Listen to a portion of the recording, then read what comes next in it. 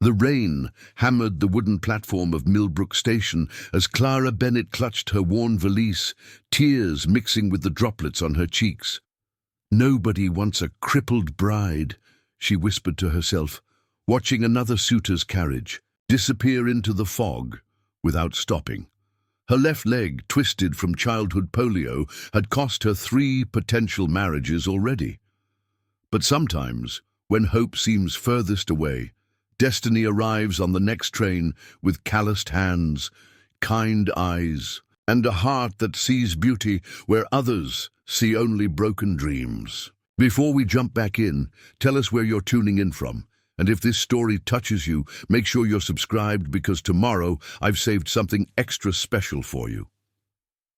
The autumn of 1892 settled over Millbrook like a heavy quilt, all gold and amber with an edge that cut deep. Clara Bennett knew that edge well. She'd been living on it for the better part of 2 years, ever since her father died and left her with nothing but a small inheritance, a twisted leg, and the kind of beauty that made men look twice until they noticed how she walked. The Bennett boarding house sat on Maple Street, 3 stories of weathered clapboard and stubborn dignity. Clara had turned it into the finest establishment in town, not through charm or connections, but through sheer will and an eye for detail that came from knowing what it meant to be overlooked. Every morning she rose before dawn to prepare breakfast for her guests. Traveling salesmen, circuit preachers, the occasional widow passing through on her way to somewhere that promised better luck. Her hands moved swift and sure in the kitchen, compensating for what her leg could not provide in speed. Biscuits golden as September wheat, eggs cooked precisely to order, coffee strong enough to wake the dead.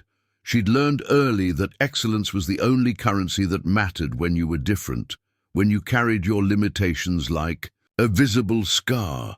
"Miss Bennett," called out Thomas Hartwell from the dining room, his voice carrying the particular tone reserved for unpleasant conversations. Clara dried her hands on her apron and limped to where he sat, his breakfast untouched, his pale eyes avoiding hers. Thomas was the 3rd man her Aunt Martha had arranged to meet with her.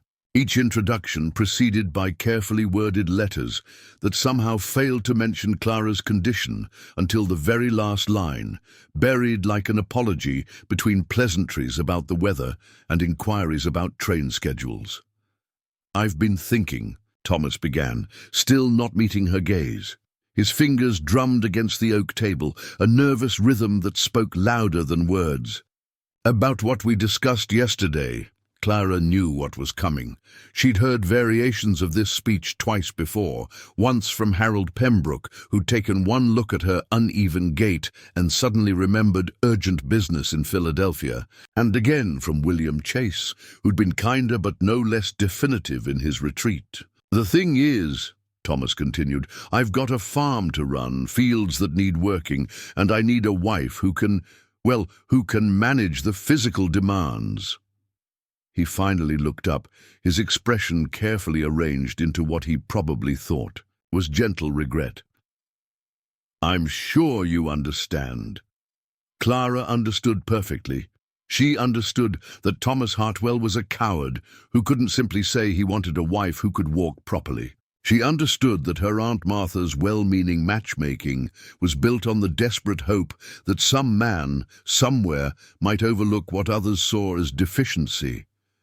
Most of all, she understood that this conversation would end like the others, dumb with polite excuses and the sound of a carriage pulling away. "Of course," Clara said, her voice level, still water, "I wouldn't want to be a burden to anyone's agricultural endeavors." Thomas blinked, perhaps hearing something in her tone that wasn't quite the meek acceptance he'd expected. "It's not that. I think you seem like a fine woman, but you need someone whole," Clara finished for him. "Someone who won't slow you down or make the neighbors whisper behind their hands about poor Thomas Hartwell and his crippled wife." The words hung in the air like smoke from a snuffed candle. Thomas shifted uncomfortably, his breakfast growing cold between them. "I'll get your bill ready," Clara said, turning toward the kitchen before he could offer any more explanations. Her leg dragged slightly as she walked, a reminder with every step of exactly why this conversation was happening at all.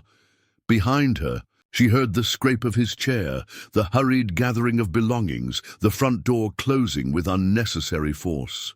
Through the window, she watched his hired carriage disappear down Maple Street, taking with it another possibility that had never really existed.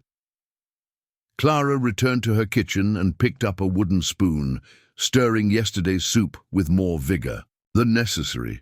The boarding house was quiet, except for the tick of the grandfather clock in the hall and the distant sound of children playing in the street outside. Normal children, she thought bitterly, who would grow up to become normal adults, who expected normal wives. The soup didn't need stirring, but her hands needed something to do. She'd learned that keeping busy was the only remedy for the particular kind of loneliness that came from being seen as less than whole. Work was honest, at least.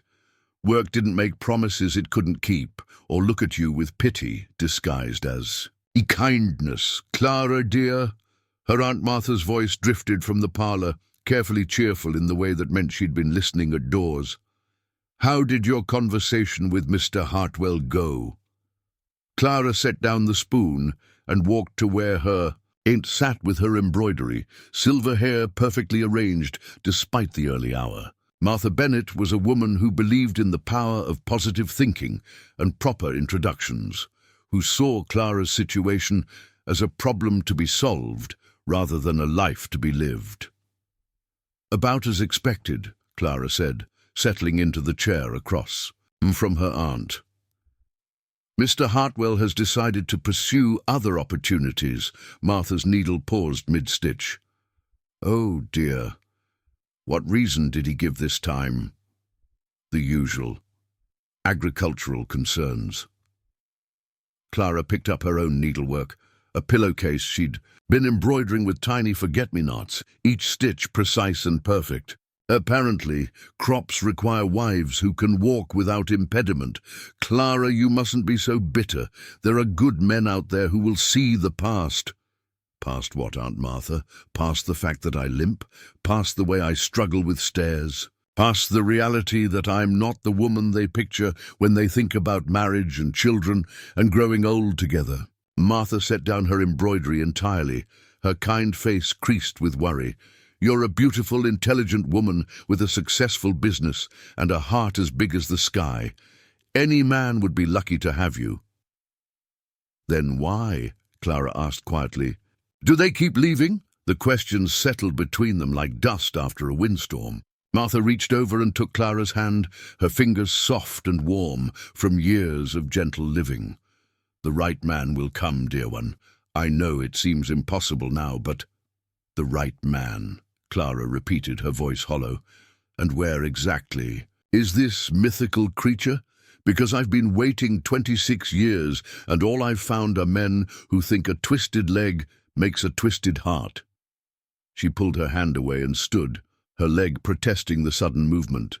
Through the parlor window, she could see Mrs. Henderson hanging laundry in her backyard, her 4 children helping with the sheets and pillowcases that billowed in the autumn breeze. A normal family, Clara thought. The kind she'd never have. "I'm going to the station," she announced, gathering her shawl from the hook by the door. "Mrs. Parker is expecting her sister on the morning train." "Clara, wait." Martha rose as well, her embroidery falling to the floor in a scatter of blues and greens. "Don't give up hope. Please, there's someone out there who will love you exactly as you are." Clara paused at the door, her hand on the brass knob her father had polished every Sunday until it gleamed. "Hope," she said softly, "is a luxury I can't afford anymore." The walk to Millbrook Station took 15 minutes, on a good day 20, when her leg was particularly troublesome, as it was this morning. The autumn air was crisp with the promise of winter, and Clara pulled her shawl closer as she made her way down Main Street, past the general store where Mrs. Abernathy pretended not to stare, past the church where Reverend Walsh always nodded, politely, but never quite met her eyes. Millbrook was the kind of town where everyone knew everyone else's business, where a woman with a limp was either an object of pity or suspicion, depending on the observer's disposition. Clara had learned to navigate both reactions with equal grace, keeping her head high and her business to herself. The station platform was nearly empty when she arrived, just old Mr. Grayson reading his newspaper and young Billy Murphy sweeping yesterday's leaves into neat piles. The morning train wouldn't arrive for another hour, but Clara found she preferred solitude. Here, with just the sound of distant church bells and the whisper of wind through the oak trees, she could almost forget about Thomas Hartwell and his agricultural concerns. She settled onto a wooden bench and opened the book she'd brought, Jane Eyre, a story she'd read a dozen times, but returned to whenever life felt particularly unfair. There was something comforting about Jane's struggles, her refusal to settle for less than she deserved, her belief that love was possible even for those society deemed unsuitable. "Excuse me, miss."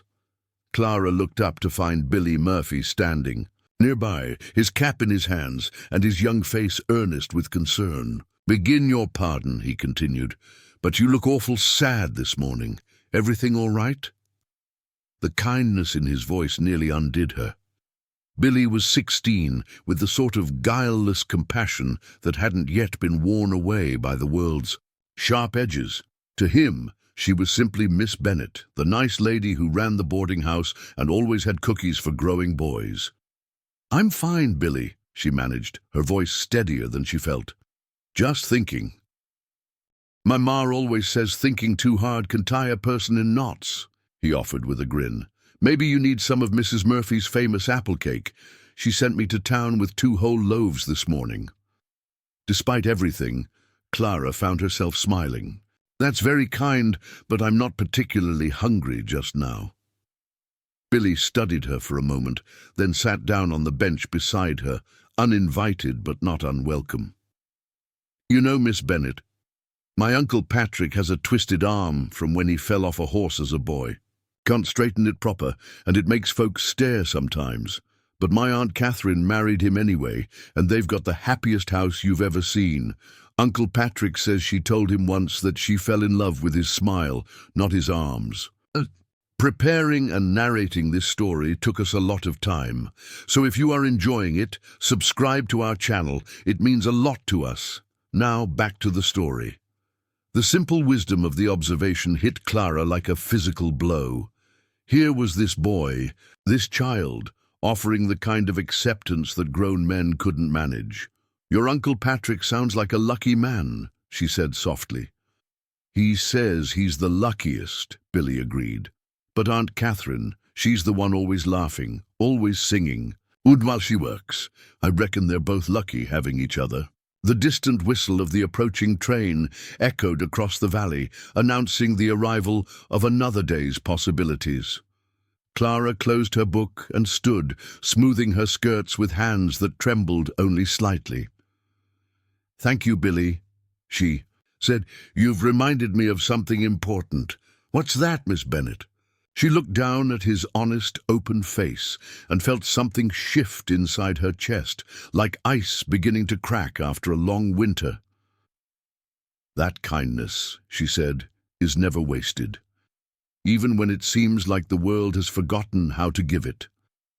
As the train rounded the bend, its black smoke trailing against the autumn sky, Clara Bennet straightened her shoulders and prepared to meet whatever came next.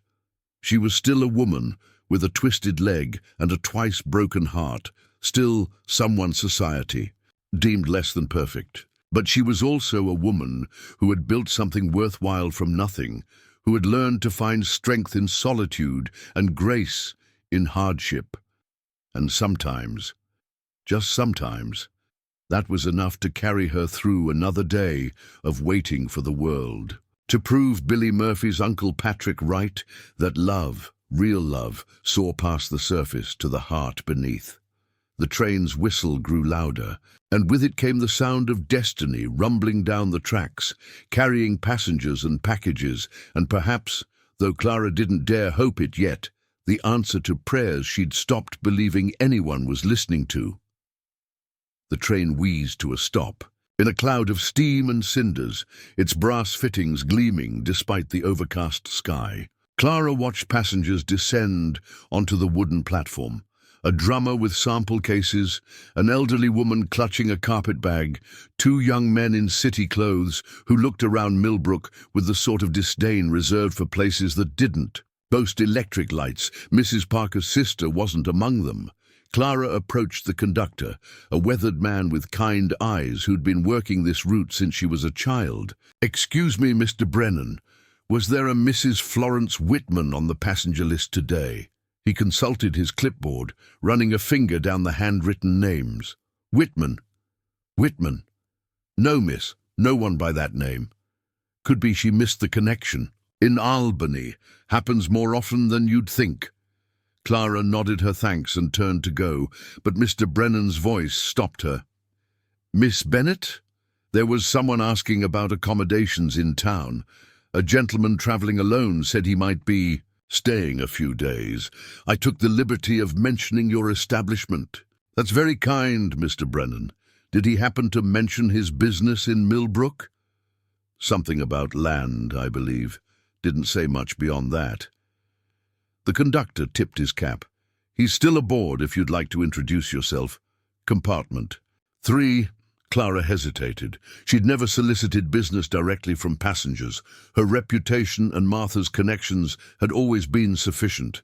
But Thomas Hartwell's departure had left her short 1 week's income, and autumn was when most sensible travellers avoided small towns in favour of warmer destinations.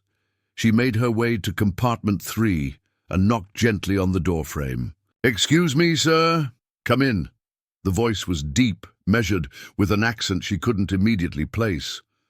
Clara stepped inside and found herself face to face with a man who seemed to fill the small space without trying. He was tall, broad-shouldered, with dark hair that needed cutting and eyes the colour of winter pine. His clothes were well made but worn, the kind that spoke of money earned rather than inherited. What struck her most, though, were his hands. They rested on his knees as he sat, and they were the hands of someone who understood physical work, calloused, scarred, competent, so different from Thomas Hartwell's soft fingers or William Chase's manicured nails. "I'm Clara Bennet," she said, suddenly conscious of her appearance after the morning's emotional upheavals. "I understand you might be looking for accommodations."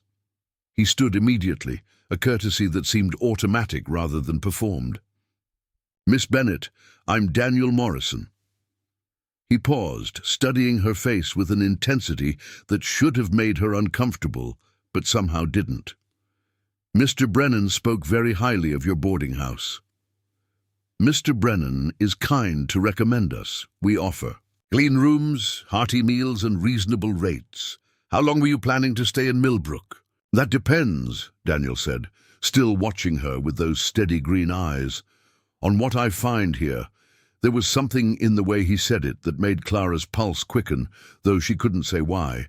Perhaps it was simply that he looked at her directly, without the subtle shift of gaze that most men made when they noticed her uneven stance. "Well," she said briskly, falling back on business to steady herself, "we have 2 rooms available. Both face the garden, both include breakfast and supper. Will you be travelling on business?" You could say that. Daniel reached for a leather satchel on the seat beside him. "I'm looking into some property investments in the area, railroad expansion, agricultural opportunities. Towns like Millbrook are often overlooked, but they have potential." Clara found herself genuinely interested, despite her usual wariness around strangers. "You're not from the East, then?" "Most of our business investors come from New York or Boston. Colorado originally. Though I've spent the last few years traveling, learning how different regions handle growth and change." He shouldered his satchel and picked up a worn traveling bag. "Shall we see about that room?" The walk back to the boarding house took on an oddly formal quality, like a dance where neither partner knew the steps. Daniel matched his pace to Clara's without comment or obvious adjustment, simply walking at a speed that allowed for comfortable conversation. "You've lived in Millbrook long?" he asked as they passed the millinery shop where Mrs. Henderson was arranging autumn bonnets in the window. "All my life," Clara replied. "My father built the boarding house when I was small. After he died, well, it seemed natural to continue running it. Running a business alone can't be easy, especially for someone so young." Clara bristled slightly. "I'm 26, Mr. Morrison, hardly a child, and I manage quite well on my own." "I didn't mean to imply otherwise," Daniel said mildly. "In my experience, it takes considerable skill and determination to maintain any enterprise, regardless of one's age or circumstances." There was no condescension in his tone, no hidden criticism, just a statement of fact that somehow managed to be both reassuring and intriguing. Clara found herself stealing glances at his profile as they walked, noting the way he observed everything around them with genuine interest rather than judgment. The boarding house looked particularly welcoming as they approached it, with Martha's carefully tended chrysanthemums blooming in bright clusters beside the front steps. Clara had always taken pride in the building's appearance, but seeing it through a stranger's eyes made her notice details she'd long overlooked. The way the afternoon light caught the polished windows, the solid craftsmanship of the wraparound porch, the sense of permanence and care that surrounded the property. "This is beautiful," Daniel said, pausing at the front gate. "How old is the building?" "About 30 years. My father was particular about quality construction." Clara opened the gate and gestured for him to precede her up the walk. "The room I have available is on the second floor, overlooking the garden. It's quiet, good for someone who needs to concentrate on business matters." Martha appeared in the doorway before they reached the porch, her face bright with curiosity and welcome. "Clara, dear, you're back sooner than expected, and you've brought a guest. Aunt Martha, this is Mr. Daniel Morrison. He'll be staying with us for a few days. Mr. Morrison, my aunt, Mrs. Martha Bennett." Martha descended the steps with the grace of someone who'd been welcoming strangers for decades. "Mr. Morrison, how lovely to have you with us. I do hope your journey wasn't too tiring." "Not at all, Mrs. Bennett. And may I say, your home is exactly what a weary traveler hopes to find." The compliment, delivered with genuine warmth rather than flattery, earned him Martha's immediate approval. Clara watched, her aunt practically glow under Daniel's attention, and felt an unexpected stab of something that might have been jealousy. "Well then," Martha said, "let's get you settled. Clara, why don't you show Mr. Morrison to the blue room while I prepare some refreshment? You must be famished after your journey." The blue room was Clara's favorite to show potential guests. Sunlight streamed through lace curtains onto polished oak floors, and the view of Martha's garden was particularly lovely this time of year. A comfortable armchair sat beside the window, perfect for reading or correspondence, and the bed was covered with one of Martha's hand-stitched quilts in shades of blue and cream. "This will do nicely," Daniel said, setting his bag on the chest at the foot of the bed. "What time do you serve supper?" 6 o'clock, Clara replied, straightening an already perfect doily on the dresser. "Breakfast is at 7, though I can arrange something earlier if your business requires it. 6 is perfect." Daniel moved to the window and looked out at the garden, where Martha's roses were enjoying a final burst of blooming before winter set in. "Your aunt has a gift with plants." "She does. She says growing things gives her hope for tomorrow." Clara realized she was lingering and moved toward the door. "I'll leave you to get settled. The washroom is at the end of the hall, and there are fresh towels in the wardrobe. Miss Bennett." Daniel turned from the window, his expression thoughtful. "May I ask you something?" Clara's hand stilled on the doorknob. "Of course." The conductor mentioned you might be willing to show me around the area tomorrow. "I'm particularly interested in the farmland to the west of town. Would that be possible?" The request was perfectly reasonable, the sort of service Clara had provided to other business travelers. But something in Daniel's manner suggested this. Wasn't entirely about land assessment. I suppose I could spare a few hours, she said carefully, though I should mention that walking any significant distance might be challenging for me. She watched his face for the familiar flicker of discomfort, the subtle withdrawal that came when men realized she wasn't quite what they'd expected. Instead, Daniel simply nodded. "We could take a buggy," he suggested. "I'm more interested in getting a sense of the land's potential than hiking across it." "A buggy would be fine," Clara said, surprised by her own relief. "I'll arrange to borrow one from the livery stable." "Thank you. I appreciate your willingness to help." Clara left him to unpack and made her way downstairs, where Martha was bustling around the kitchen with the sort of energy she usually reserved for special occasions. "What a pleasant young man," Martha said without preamble. "So polite, and those eyes. Did you notice his eyes, Clara? Like looking into a forest?" "I noticed he seems like a perfectly respectable guest," Clara replied, taking down plates from the cupboard with more force than necessary. "Oh, don't be so businesslike, dear. There's nothing wrong with appreciating when an attractive gentleman comes to stay, especially one who seems genuinely interested in what you have to say." Clara set the plates on the counter with a sharp clink. "He's interested in land investments, Aunt Martha, not in me." "Are you certain? Because the way he looked at you when you were explaining about the rooms was the way any courteous person looks when someone is providing them with information." Clara began slicing bread with swift, precise strokes. "Please don't start imagining romantic intentions where none exist." "I've had quite enough disappointment for one day." Martha's expression softened. "Oh, darling, I'm sorry. I heard Mr. Hartwell was leaving this morning, and I know it didn't go well. But that doesn't mean—" "It means exactly what it's always meant," Clara interrupted gently but firmly. "Some women are meant for marriage and families, and some are meant for other things. I've made my peace with that."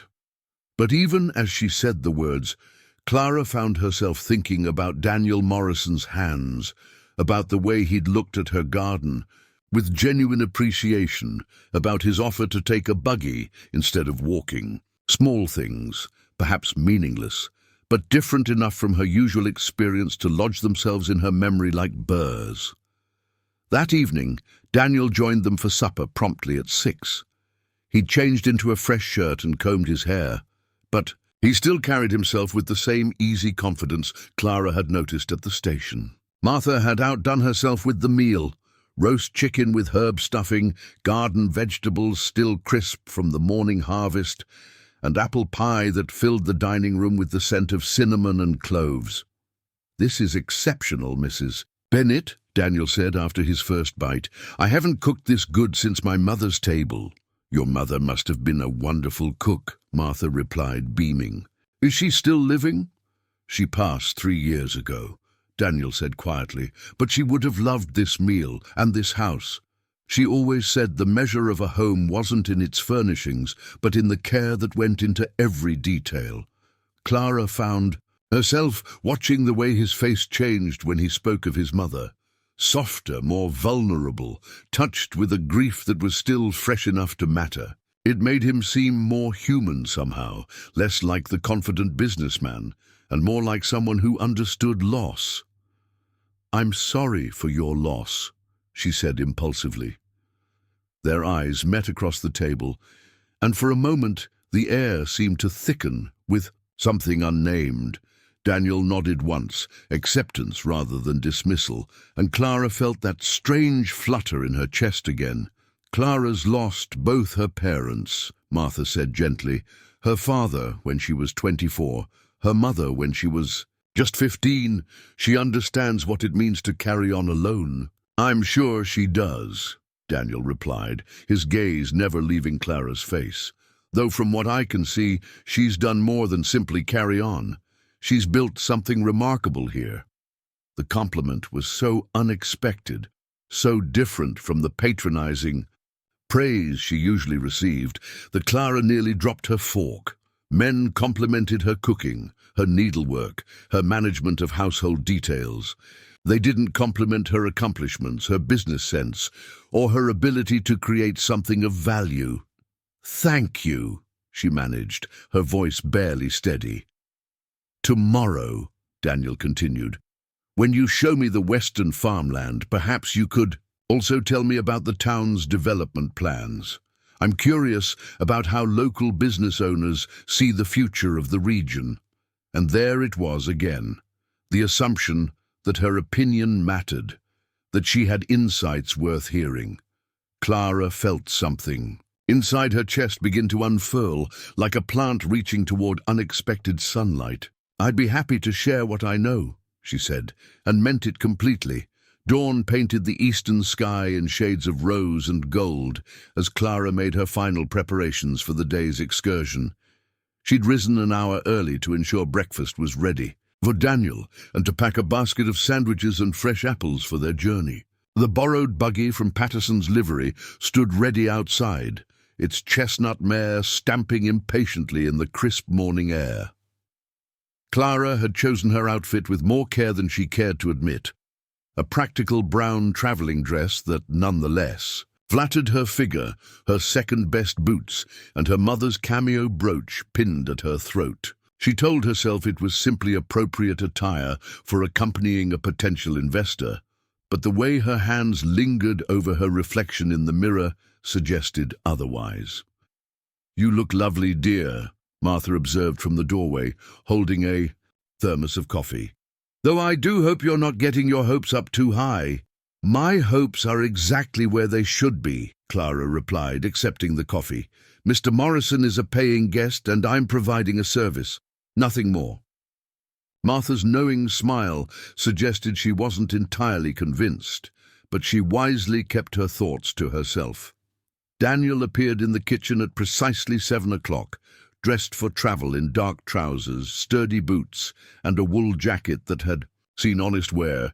He moved with the economy of someone accustomed to early mornings and long days, accepting his coffee with a nod of thanks, and surveying the packed basket with approval. "You've thought of everything," he said, watching Clara. "Arrange a blanket over their supplies. I take it we'll be covering considerable ground today." "The western farmland stretches for nearly 10 miles along the river valley," Clara explained, pulling on her gloves. "The soil is rich there, good for corn and wheat, though some of the properties have been neglected since their owners moved. To the cities. Neglected. Fences down, barns needing repair, fields gone to scrub.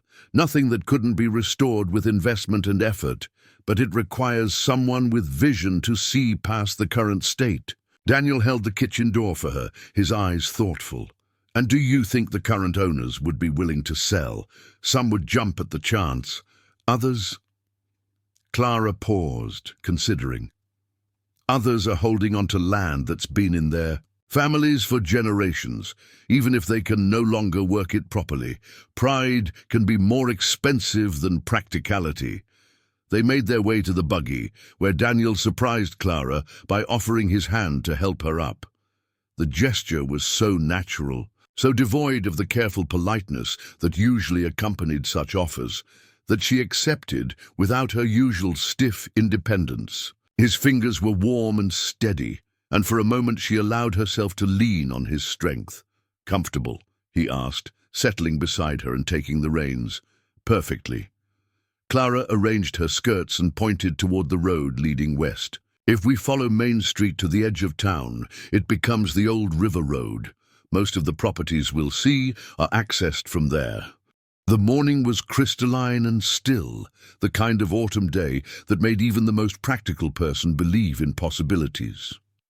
As they drove through Millbrook's quiet streets, Clara found herself seeing the town through Daniel's eyes. Not as the familiar backdrop of her entire life, but as a place with potential for growth and change. "Tell me about the railroad expansion," Daniel said as they passed the depot. "How certain is it?"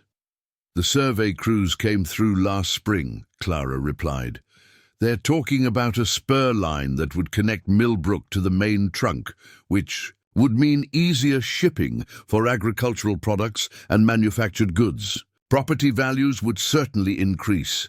But you have reservations?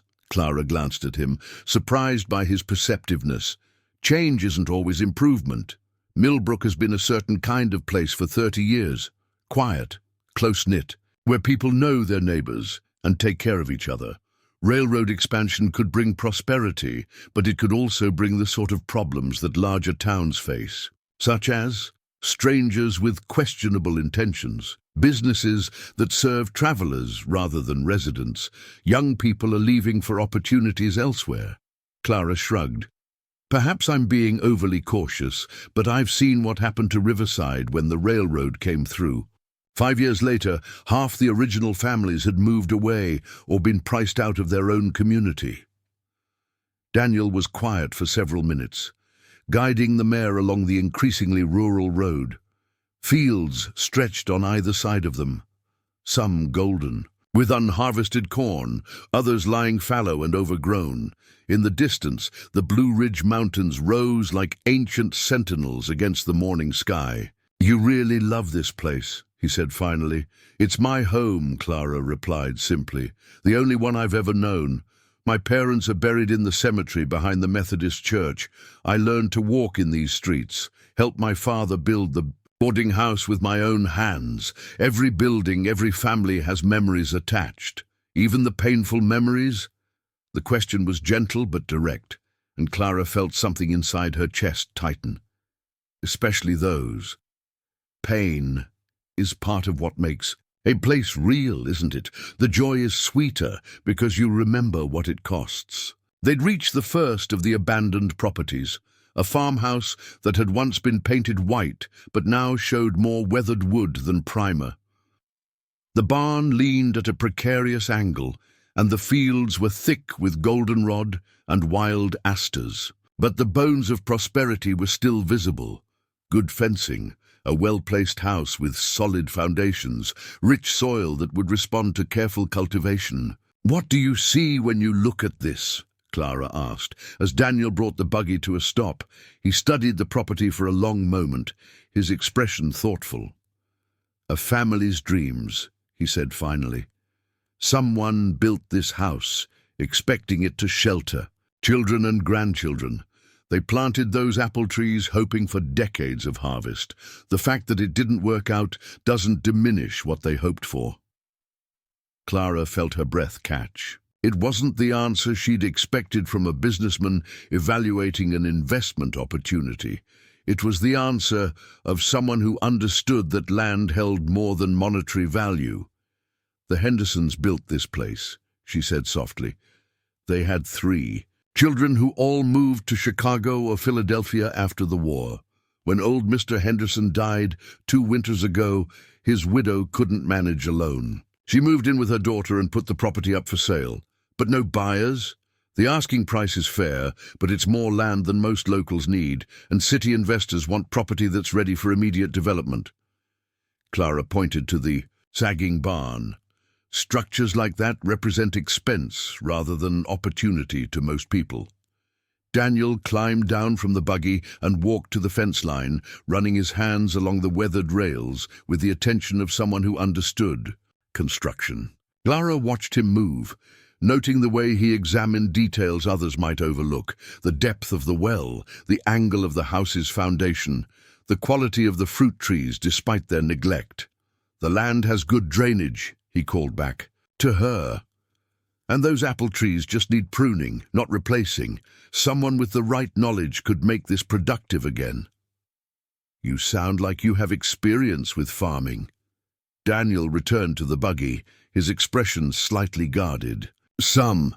My family had land in Colorado before—" He paused, seeming to choose his words carefully. "Before circumstances required a change." There was a story there, Clara realized, probably a painful one. She'd heard that tone before, the careful editing of history that came with loss too, fresh to examine directly. They visited 4 more properties over the next 3 hours, each with its own character and challenges. Daniel asked intelligent questions about soil quality, water rights, and seasonal weather patterns. But Clara noticed that his interest seemed to extend beyond pure business considerations. He inquired about the families who had lived on each property, their reasons for leaving, their connections to the community. At the Whitmore place, where 3 generations had raised dairy cattle until a harsh winter decimated their herd, Daniel spent 20 minutes examining the barn's construction and asking detailed questions about milk production and transportation to market. At the old Morrison homestead, no relation, he assured Clara with a wry smile. He seemed particularly interested in the kitchen garden and root cellar, commenting knowledgeably about food preservation and seasonal planning. "You know quite a lot about farming for a land investor," Clara observed, as they shared their picnic lunch beside Willow Creek.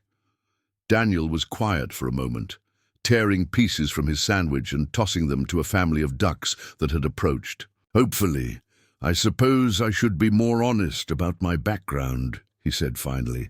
"I'm not just looking at land as an investment opportunity. I'm looking for a place to settle, to build something permanent." Clara set down her apple, her pulse quickening. "You're planning to move to Millbrook?" "I'm considering it. I've been traveling for 3 years, looking for the right community, the right opportunity, somewhere I could put down roots and contribute, something meaningful." He glanced at her, his expression serious. "Yesterday, when I saw this town, met you and your aunt, I started to think I might have found what I was looking for." The admission hung in the air between them like morning mist, beautiful but fragile. Clara felt a dozen questions rising in her throat, but before she could voice any of them, Daniel continued. "The truth is, I inherited a considerable sum when my mother died, enough to buy land, build a proper farm, maybe even help other ventures. Get started, but money without purpose is just paper and metal. I want to find a place where I can build something that matters, where I can be part of a community rather than just passing through it." "And you think Millbrook could be that place?"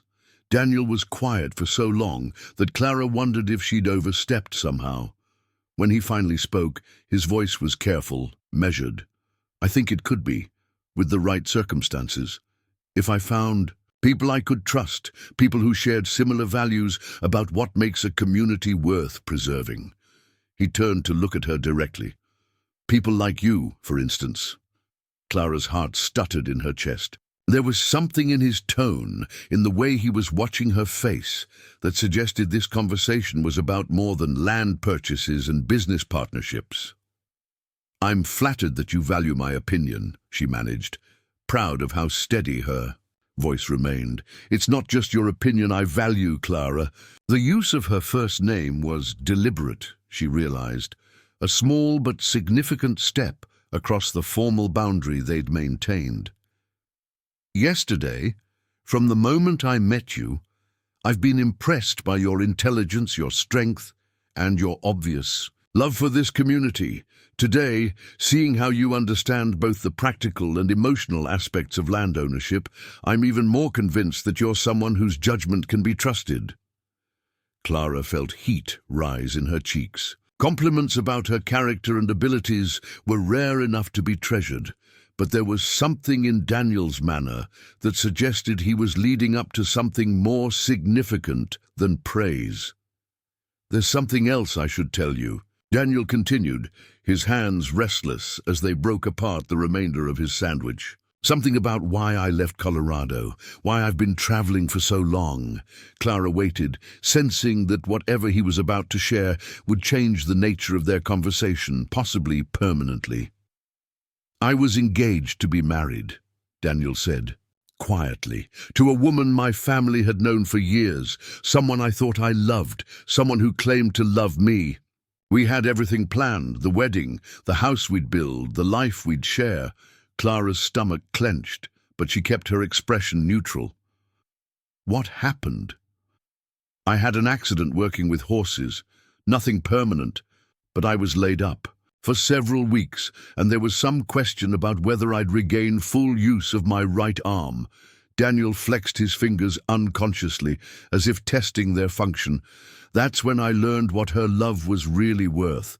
She couldn't see, past the possibility that I might be less than perfect. She broke our engagement while I was still recovering, saying she couldn't risk being tied to someone who might not be able to provide for her properly. The bitter irony wasn't lost on Clara. Here was a man who'd experienced a shadow of what she'd lived with her entire life, the fear that physical imperfection would make love impossible. "I'm sorry," she said, and meant it. "That must have been devastating." "It was enlightening," Daniel replied with a bitter smile. "It taught me that some people's affection is conditional on circumstances remaining exactly as they wish them to be. It also taught me to value people who love with their whole hearts, who see strength where others see weakness."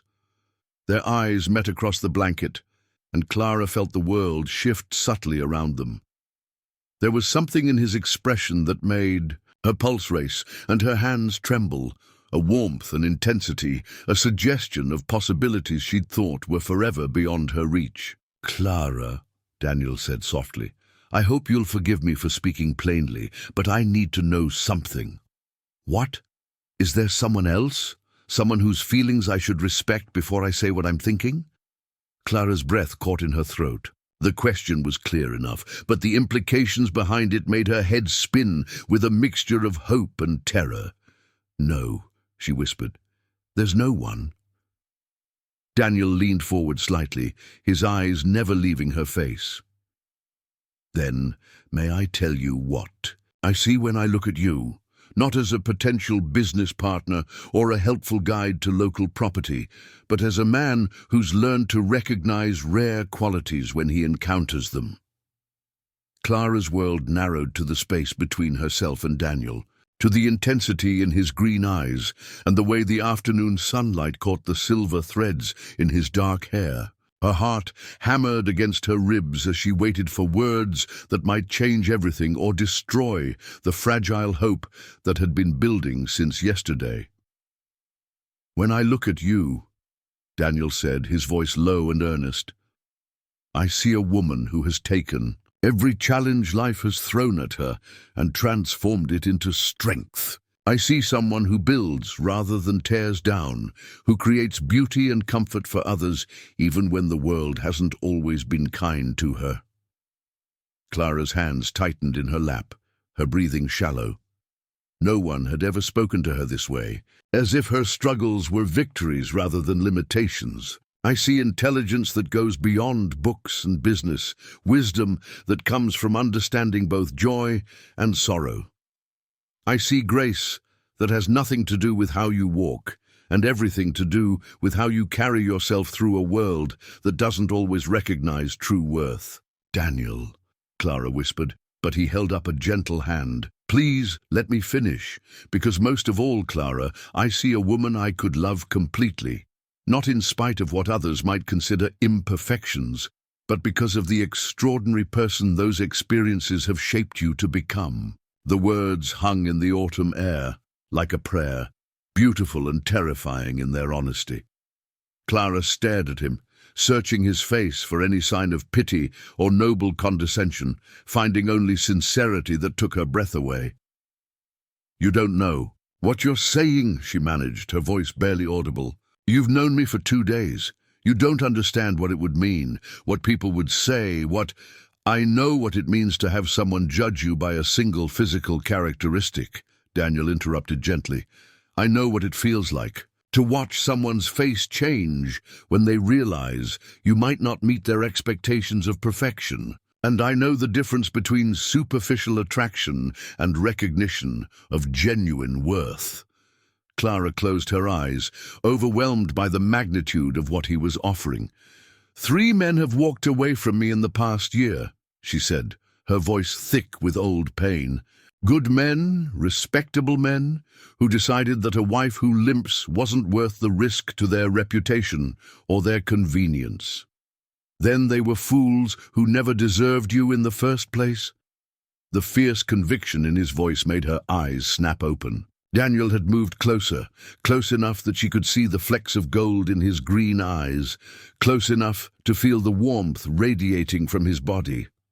"Clara, I'm not asking you to marry me this instant. I'm asking you to let me court you properly, to give us both the chance to discover what this could become. I'm asking you to trust that some men are capable of seeing the whole woman, not just the parts that might be inconvenient. And if it doesn't work? Clara asked, hating the vulnerability in her own voice. If you wake up one morning and realize that love isn't enough to overcome practical concerns.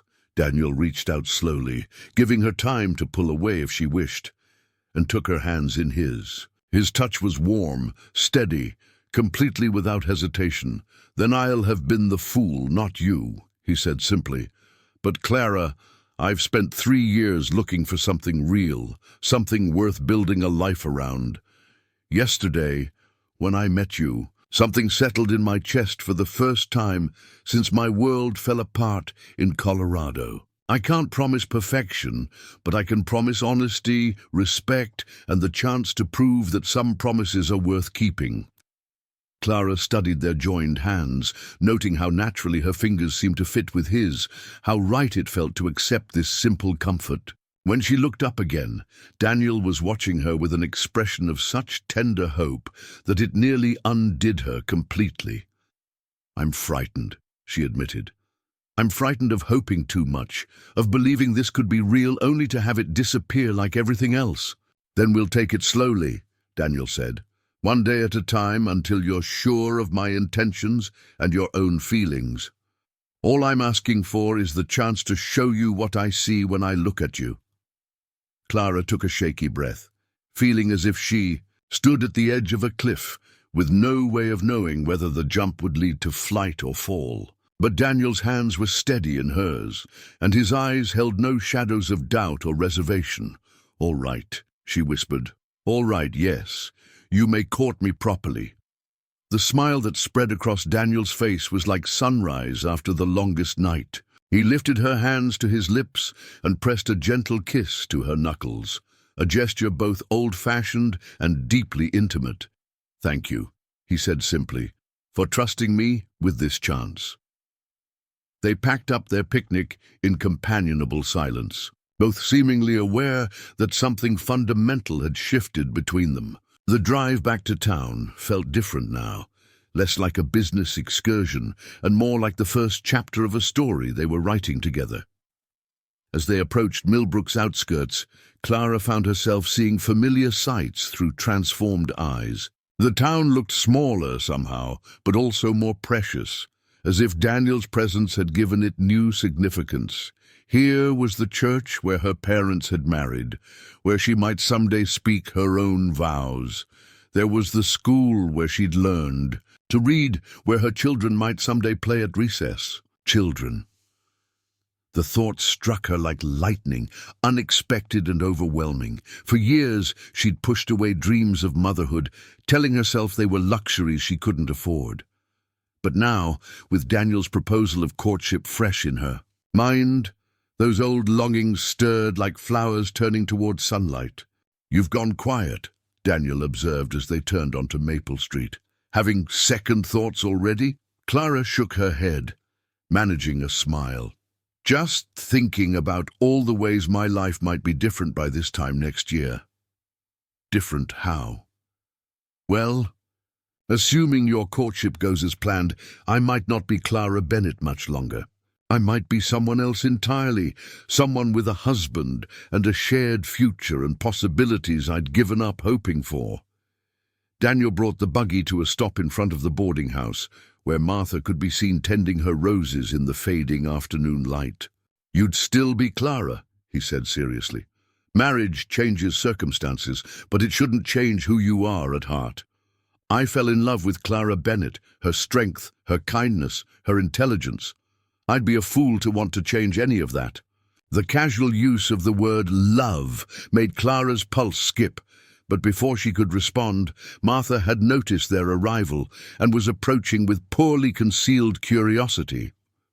"How was your excursion?" she asked brightly, taking in their joined hands and the new ease between them with obvious delight. "Did you find the farmland instructive, Mr. Morrison?" "Very instructive, Mrs. Bennett," Daniel replied, helping Clara down from the buggy with careful attention. "In fact, I think I learned exactly what I came here to discover." Martha's eyes sparkled with understanding. "And what was that, if you don't mind my asking?" Daniel glanced at Clara, who nodded permission. "I learned that Millbrook has everything a man could want in a permanent home. Good land, honest people, and the most remarkable woman I've ever had the privilege to meet." Martha clasped her hands together, her face glowing with joy. "Oh, my dear children, this is wonderful news. Come inside immediately. We must celebrate with tea and cake, and you must tell me everything about your plans." The next hour passed, in a whirl of excited conversation and gentle interrogation. Martha proved herself a master at extracting information while maintaining the pretense of casual interest, and by the time the tea service was cleared away, she had established a rough timeline for the courtship, Daniel's intentions regarding property purchase, and his general philosophy on marriage and family life. "You realize," Martha said to Daniel, as Clara excused herself to check on the evening meal preparations, "that our Clara has been hurt before. Quite recently, in fact." Daniel's expression grew serious. "She mentioned something about that. May I ask what happened?" 3 suitors in the past year, each one seeming sincere, until they realized that marrying Clara would mean accepting her as she is." Martha's voice carried a steel Clara rarely heard from her gentle aunt.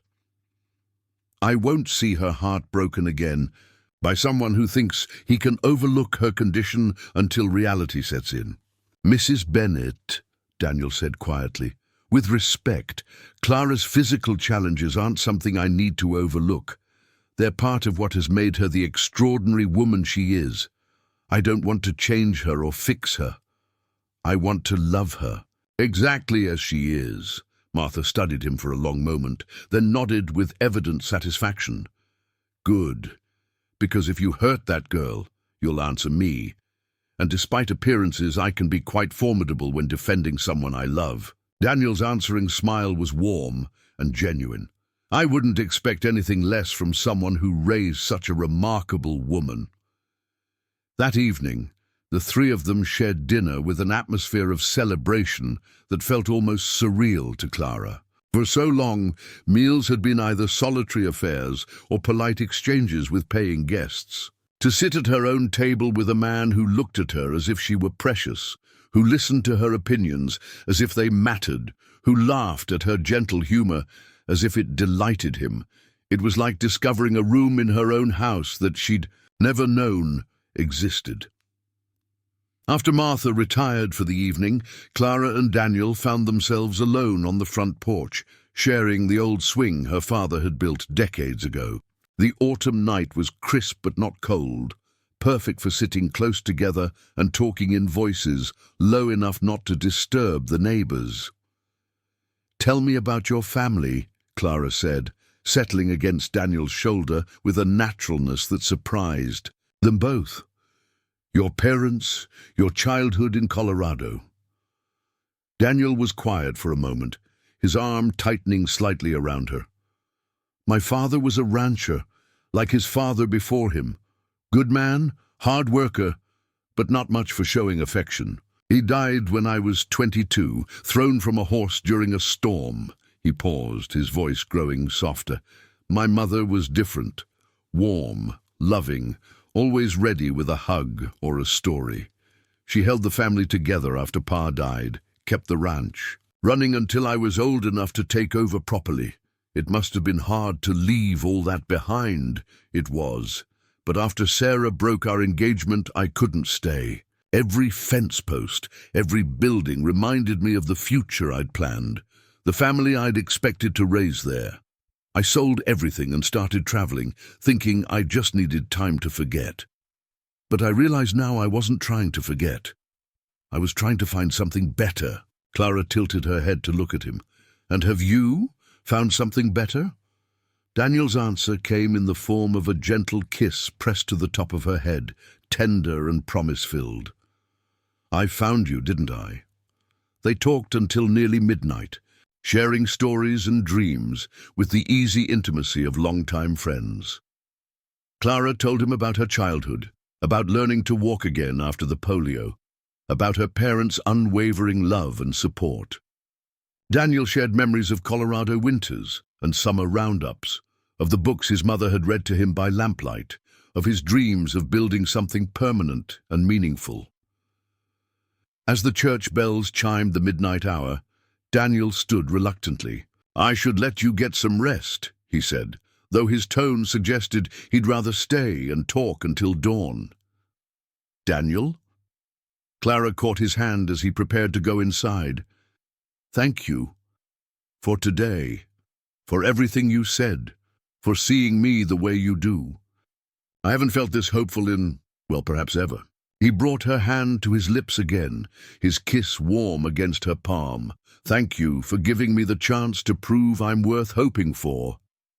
As Clara prepared for bed an hour later, she caught sight of herself in the dresser mirror and paused, startled. The face looking back at her was transformed, eyes bright with possibility, cheeks flushed with happiness, mouth curved in a smile she couldn't seem to suppress. For the first time in years, she saw what Daniel claimed to see, not a broken woman making the best of a difficult situation, but someone worthy of love, respect, and a future filled with promise.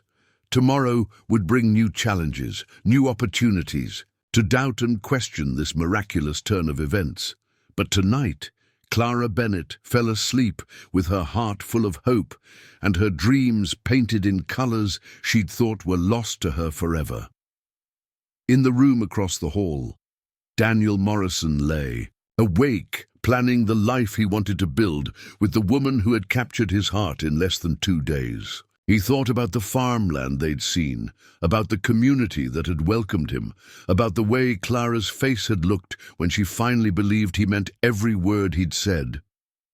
Some men, he reflected, spent their whole lives searching for what he'd found in a small-town boarding house with a woman who walked with a limp and a heart as vast as the Colorado sky he'd left behind. Tomorrow he would begin the process of making himself worthy of the trust she'd placed in him. Tonight he simply gave thanks for the miracle of second chances and the courage to recognize love when it finally arrived. The morning of Clara's third day of courtship dawned grey and threatening, with heavy clouds gathering over the Blue Ridge Mountains like an army preparing for battle. She stood at her bedroom window, watching the wind bend the oak trees in the yard and feeling an odd restlessness that had nothing to do with the approaching storm. 3 days. In 3 days, her entire world had shifted on its axis. Daniel had made good on his promise to court her properly, bringing her wildflowers picked from the roadside, sitting with her on the porch in the evenings, joining her for walks through town, despite the curious stares and whispered conversations that followed their every appearance together. But it was those whispers that now troubled Clara's sleep and shadowed her newfound happiness. "Clara, dear, you're wool gathering again," Martha observed from the kitchen doorway. "The eggs are burning." Clara rushed to the stove, rescuing breakfast just in time. "I'm sorry, Aunt Martha, my mind was elsewhere." "I can see that. The question is where exactly?" Martha moved to help with the biscuits, her movements brisk with concern. "You've been distracted for 2 days now. Is everything all right between you and Mr. Morrison?" "Everything's wonderful between us," Clara said, perhaps too quickly. "It's everything else that's becoming complicated." As if summoned by their conversation, Daniel appeared in the kitchen doorway, his hair damp from washing, and his expression warmly attentive. "Good morning, ladies. Something smells delicious." "Just the usual breakfast fare," Clara replied, but her smile felt forced.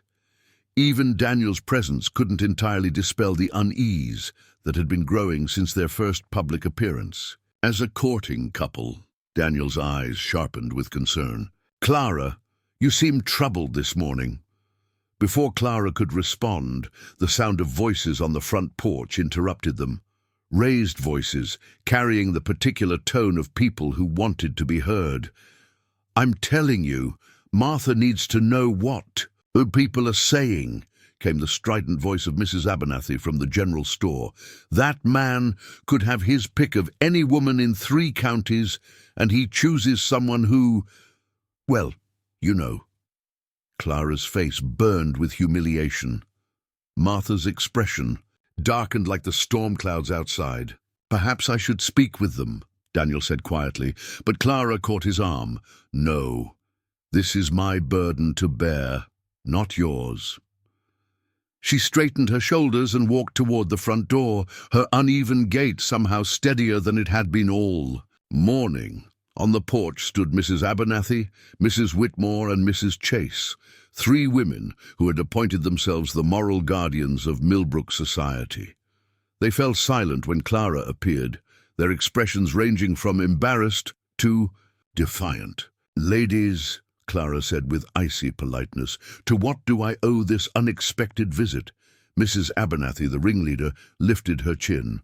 "Clara, dear, we felt it was our Christian duty to express some concerns about your association with Mr. Morrison." "My courtship, you mean?" "Well, yes. You see, dear, we're worried that you might be taking advantage of his kind nature, a man of his obvious quality and resources, settling for—" She gestured vaguely at Clara's legs. "It just doesn't seem right, somehow." The words hit Clara like physical blows, but she kept her voice level. "I see. And what exactly would you suggest I do about this perceived injustice? Perhaps you could help him understand that there are other young ladies in town who would be more suitable, more capable of giving him the kind of life a man like that deserves." Clara was aware of Daniel and Martha listening from the kitchen, but she also knew this moment belonged to her alone. This was the test she'd been dreading, the moment when the outside world would try to convince her that she didn't deserve the happiness she'd found. "Mrs. Abernathy," Clara said carefully, "I appreciate your concern for Mr. Morrison's welfare, but perhaps you should consider that a man of his obvious intelligence is capable of making his own decisions about what kind of life he wants and what kind of woman he wishes to share it with." "But Clara, be reasonable," Mrs. Whitmore interjected. "Think of the children you might have together. Would it be fair to bring little ones into the world, knowing they might inherit your condition?" The cruelty of the question took Clara's breath away. These women, who had known her since childhood, who had watched her build a successful business and contribute to their community, were suggesting she was unfit to be a mother because of her disability. "I think," said a deep voice from behind Clara, "that's quite enough." Daniel stepped onto the porch, his presence commanding and his expression thunderous. The 3 women actually took a step back, suddenly aware they had overstepped badly. "Mr. Morrison," Mrs. Abernathy began, but Daniel held up a hand. "No, ma'am, I believe I've heard enough of your Christian concern for one morning. Let me make something perfectly clear to all of you, and to anyone else in this town who might share your opinions." His voice carried clearly in the morning air, and Clara noticed curtains twitching in neighboring windows as people strained to listen. "I am courting Miss Bennet because she is the most remarkable woman I have ever had the privilege to know.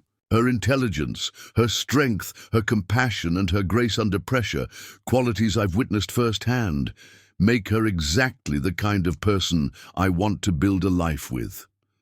Mrs. Chase opened her mouth to speak, but Daniel wasn't finished. "Furthermore, the suggestion that she would be an unfit mother is not only cruel, but ignorant. I've seen how she cares for the people in her life, how she nurtures and supports those around her. Any children we might be blessed with would be fortunate indeed to have such a woman as their mother." Clara felt tears threatening, but they were tears of gratitude rather than shame. To hear Daniel defend her so fiercely, so publicly, was both humbling and empowering. "Now," Daniel continued, his voice softening slightly, but losing none of its steel, "I suggest you ladies take your concerns elsewhere. Miss Bennet and I have a courtship to continue, and we don't require your guidance or approval to do so." 3 women retreated with wounded dignity, muttering among themselves as they made their way down Maple Street. Daniel watched them go, then turned to Clara with an expression of tender concern. "Are you all right?" Clara nodded, not trusting her voice. Martha appeared beside them, her usually gentle face set in hard lines. "I've never been so ashamed of this town's busybodies," Martha declared, as if Clara doesn't have every right to. Happiness, every right to love and be loved in return. "But they're not wrong about one thing," Clara said quietly, finally finding her voice. "People will talk. There will be whispers and speculation wherever we go. Are you truly prepared for that, Daniel? For the constant need to defend your choice, to justify why you're with someone like me?" Daniel's hands cupped her face gently, forcing her to meet his eyes. "Clara Bennett, I am prepared to defend my choice to love you against every gossip, every busybody and every narrow-minded fool in this county if necessary, but I won't let their ignorance make you doubt what we have together." "It's not that simple," Clara protested. "These people have been my neighbors my entire life. I have to continue living among them long after. Long after what? After I leave? After I change my mind?" Daniel's voice grew fierce. "Is that what you're really afraid of?" Clara's silence was answer enough. Daniel sighed and pulled her into his arms, holding her close, despite their audience of watching neighbors. "Let's go inside," he murmured against her hair. "We need to talk, and I don't want to give the gossips any more fuel for their fires." In the parlor, with Martha tactfully busy in the kitchen, Daniel took Clara's hands and studied her face with grave concern. "Tell me what you're really thinking," he said. "Not what those women said, not what the neighbors whisper, but what you're feeling in your heart." Clara struggled to find words for the tangle of emotions that had been building since their courtship became public knowledge. "I'm scared," she finally admitted, "not just of what people say, but of what it means for you. You could have anyone, Daniel. Someone who could walk beside you without drawing stares. Someone who could give you strong, healthy children. Someone who wouldn't be a constant reminder to everyone around you that you settled for less than you deserved." Daniel was quiet for a long moment, his thumbs tracing gentle circles on the backs of her hands. When he finally spoke, his voice was heavy with emotion. "Clara, do you remember what I told you about my former fiancée in Colorado? About how she abandoned me the moment she thought I might not be perfect anymore?" Clara nodded. "For 3 years, I believed what she implied, that love was conditional on strength, on perfection, on meeting some impossible standard of worthiness. I thought I needed to become someone different, someone better, before I could deserve real affection." He leaned forward, his eyes intense. "But then I met you, and I realized how wrong I'd been. Real love isn't about settling for less or overlooking flaws. It's about recognizing something precious when you find it, regardless of what package it comes in.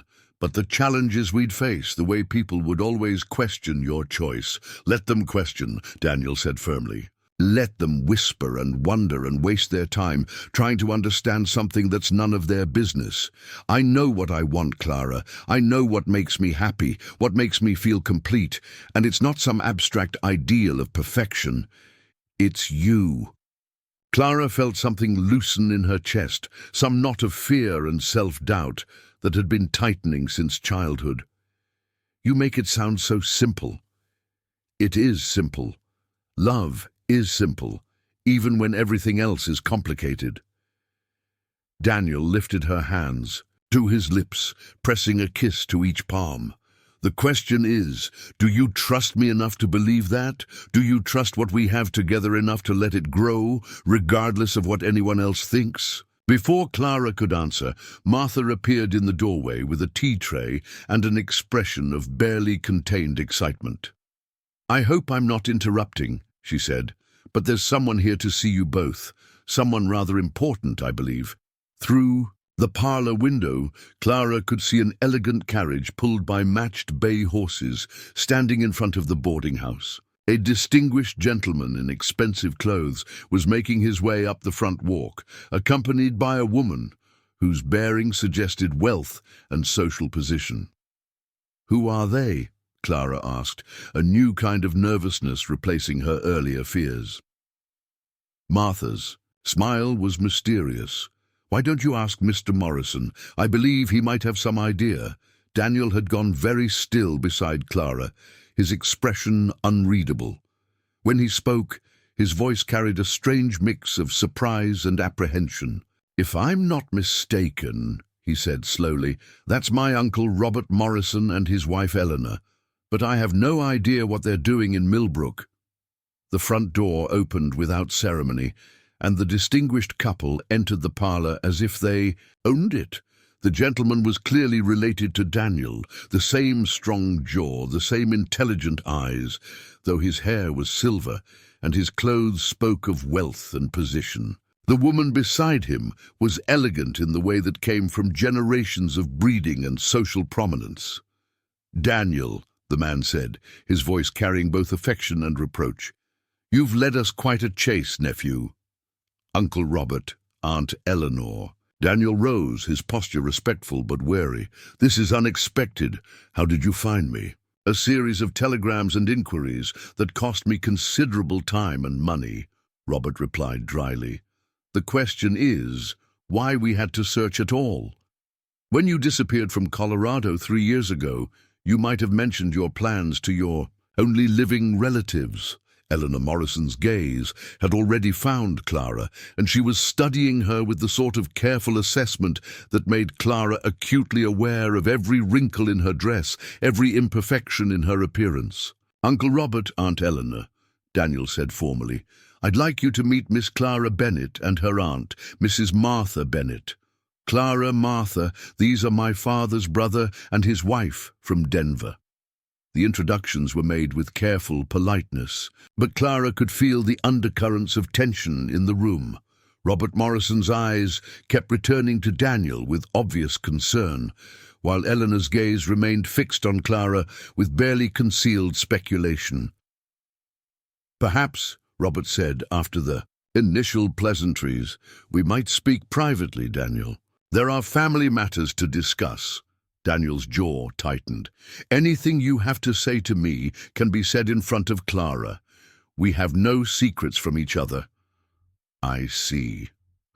Robert's tone suggested he saw rather more than Daniel might like. "Very. Well, Daniel, we've come to bring you home.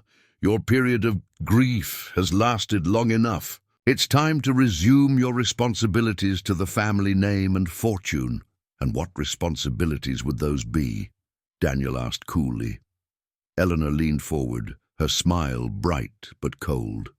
"Why, marriage to dear Amanda Richardson, of course. Her engagement to that dreadful Pembroke boy fell through last spring, and she's been waiting ever so patiently for your return. Such a suitable girl, and the Richardson land joins ours perfectly." Clara felt the blood drain from her face. Amanda Richardson, the same Sarah who had broken Daniel's engagement 3 years ago, was apparently ready to reconsider now that his injuries had healed completely. Daniel's voice was dangerously quiet. "Sarah made her feelings quite clear. When she ended our engagement, Aunt Eleanor, I have no interest in revisiting that particular humiliation." "Oh, but darling," Eleanor continued as if he hadn't spoken, "that was all a misunderstanding. Poor Sarah was simply frightened by your accident, worried about your recovery. Now that you're clearly in perfect health again, she realizes what a mistake she made. Clara wanted to disappear, to sink into the floor and escape this nightmare conversation. Here was everything she'd feared made manifest. Daniel's family, his past, his real world coming to reclaim him from the fantasy they'd been living in. "Millbrook, is that what this is really about?" Daniel asked, his eyes never leaving his uncle's face. "Sarah Richardson wants to try again, so you've tracked me down to drag me back like a wayward child?" "This is about your future," Robert said, firmly. "About continuing the Morrison legacy, building the kind of life your parents would have wanted for you. Not hiding away in some backwater town, playing at being someone you're not. The words hit Clara like physical blows. Playing at being someone he's not. Is that what she was? A game Daniel was playing, a temporary escape from his real life. Daniel's face had gone white with anger. "Get out," he said quietly. "Daniel, be reasonable. Get out of this house." Daniel's voice rose, carrying a fury that made even Robert Morrison step back. "Take your schemes and your suitable marriages and your family legacy and get out. I am not a boy to be manipulated, and I'm not available for the convenience of—" Sarah Richardson's renewed interest. Eleanor's composure finally cracked. "And what do you propose to do instead? Marry this crippled shopkeeper and pretend it's love instead of pity?" The silence that followed was deafening. Clara felt her heart stop, then restart with a painful lurch. The word hung in the air between them, ugly and brutal and impossible to take back.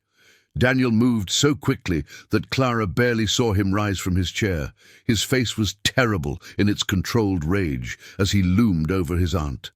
"Madam," he said, in a voice like winter, "you will apologize to Miss Bennet immediately, or I will personally escort you from this house and this town with instructions never to return." Eleanor looked around the room, perhaps finally realizing she had gone too far. Her gaze lingered on Clara's stricken face, on Martha's outraged expression, on Daniel's unmistakable fury. I apologize," she said stiffly. "That was unkind of me." "Unkind." Daniel's voice carried disbelief. "It was cruel, ignorant, and unforgivable. Clara Bennet is worth 10 of any woman you might deem suitable, and if you're too blind to see that, then I pity your lack of perception."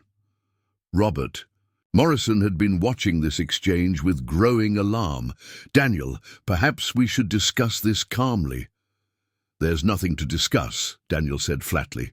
"I've made my choice, and it has nothing to do with family expectations or convenient marriages or continuing some imaginary legacy. I'm going to marry Clara Bennet, if she'll have me, and we're going to build our life here in Millbrook."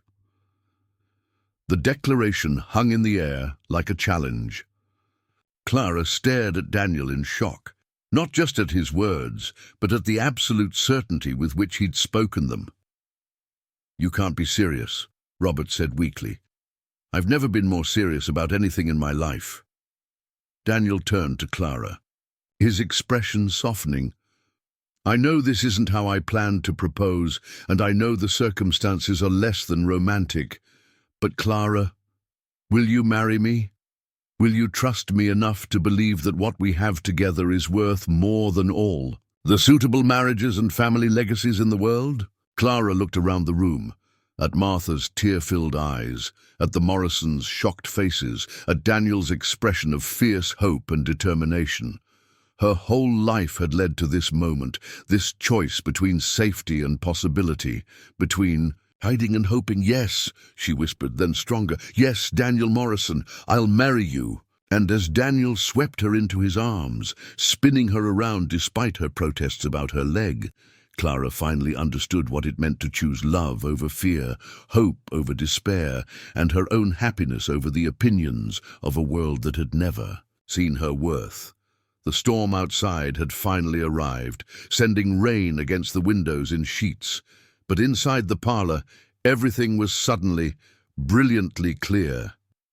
The rain drummed against the parlor windows with increasing fury as the weight of what had just transpired settled over the room like dust after an explosion. Clara found herself still in Daniel's arms, her feet barely touching the ground, while his uncle and aunt stood frozen in obvious shock at the speed with which their carefully laid plans had crumbled. Robert Morrison was the first to recover his composure. "Daniel, you cannot possibly be serious. You've known this woman for what, a week? You're throwing away your entire future on the basis of a few days' acquaintance?" Daniel set Clara gently on her feet, but kept his arm around her waist, a gesture of protection and possession that wasn't lost on anyone in the room. I'm claiming my future, Uncle. There's a considerable difference. Your future includes responsibilities. Robert's voice rose with exasperation. The Morrison name means something in Colorado. Your inheritance, your position in society. You can't simply abandon all of that for... He gestured helplessly at Clara, seemingly unable to find words that wouldn't further inflame his nephew's anger. For love, Daniel suggested coolly. For happiness. For the chance to build something meaningful with a woman who sees me as more than a convenient addition to her social circle. Eleanor had been studying Clara with the calculating gaze of someone reassessing a previously dismissed threat. You're very quiet, Miss Bennet, she observed with false sweetness. Surely you must have some thoughts about this sudden proposal, about what it would mean to separate a man from his family and his rightful place in the world? Clara felt the familiar tightness in her chest that came when she was forced to defend her right to exist, to love, to hope for happiness. But this time, with Daniel's steady presence beside her and Martha's encouraging nod from across the room, she found her voice came clear and strong. I think, Mrs. Morrison, that any man worth marrying is capable of making his own decisions about where he belongs and with whom he wishes to spend his life.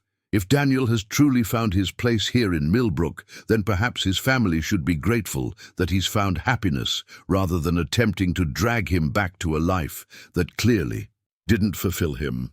Happiness, Eleanor repeated scornfully. What do you know of the kind of life he's giving up? The society, the opportunities, the connections that took generations to build.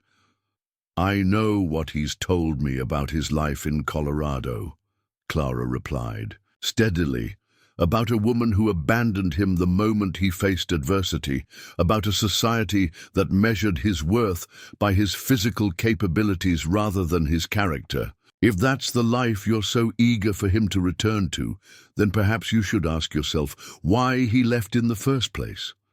Robert's face darkened. That was a temporary setback, nothing more. Sarah Richardson was young and frightened.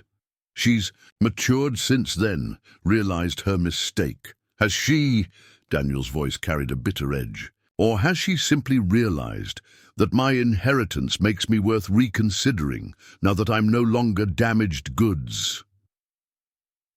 The accusation hung in the air like smoke from a doused fire. Eleanor's cheeks flushed, but she lifted her chin defiantly.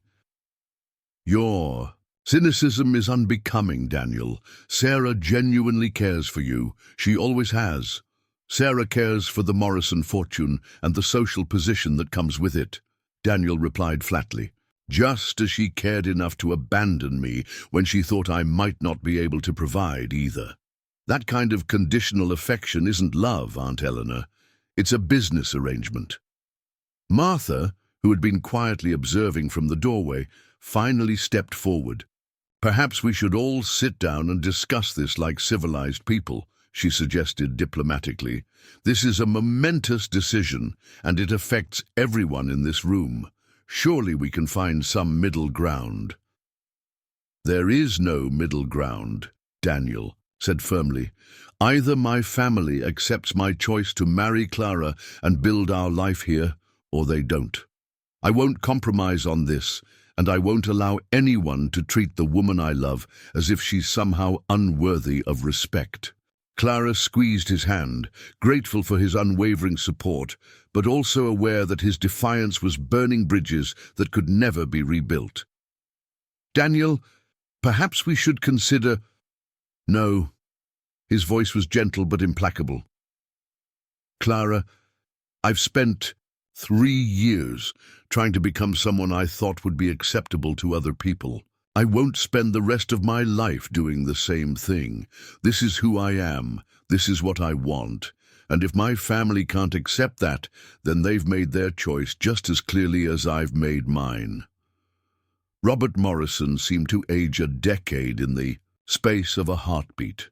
The commanding presence that had filled the parlor when he arrived was replaced by the tired resignation of a man watching his careful plans crumble into dust. The inheritance, Daniel, he said quietly. If you go through with this marriage, if you refuse to come home and take your proper place in society, the family trust will be dissolved. You'll forfeit everything your parents worked to build, everything they intended you to have. Clara felt ice form in her stomach. She'd known there would be consequences to Daniel's choice, but the magnitude of what he was sacrificing for her was staggering.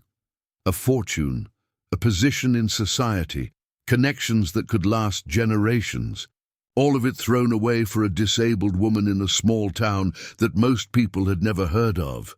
"Daniel," she whispered, "you can't. Your parents' legacy, everything they built." "My parents built a ranch and a business," Daniel said firmly. "They didn't build a prison. Everything they worked for was meant to give me choices, not to trap me in a life that makes me miserable." "But the money is just money." Daniel turned to face his uncle fully. "Uncle Robert, I appreciate everything you and Aunt Eleanor have done for me since my parents died. Your guidance, your support, your concern for my welfare, none of that is lost on me. But I'm a grown man, and I've found something worth more than any inheritance. If accepting Clara's love means giving up the Morrison fortune, then that's a trade I'm willing to make." Eleanor laughed, a sound sharp enough to cut glass. "How romantic and how impractical. What will you live on, Daniel? What will you do when the novelty wears off and you realize you've traded a position of influence for, what? Running a boarding house in a backwater town, tending someone else's fields like a common laborer?"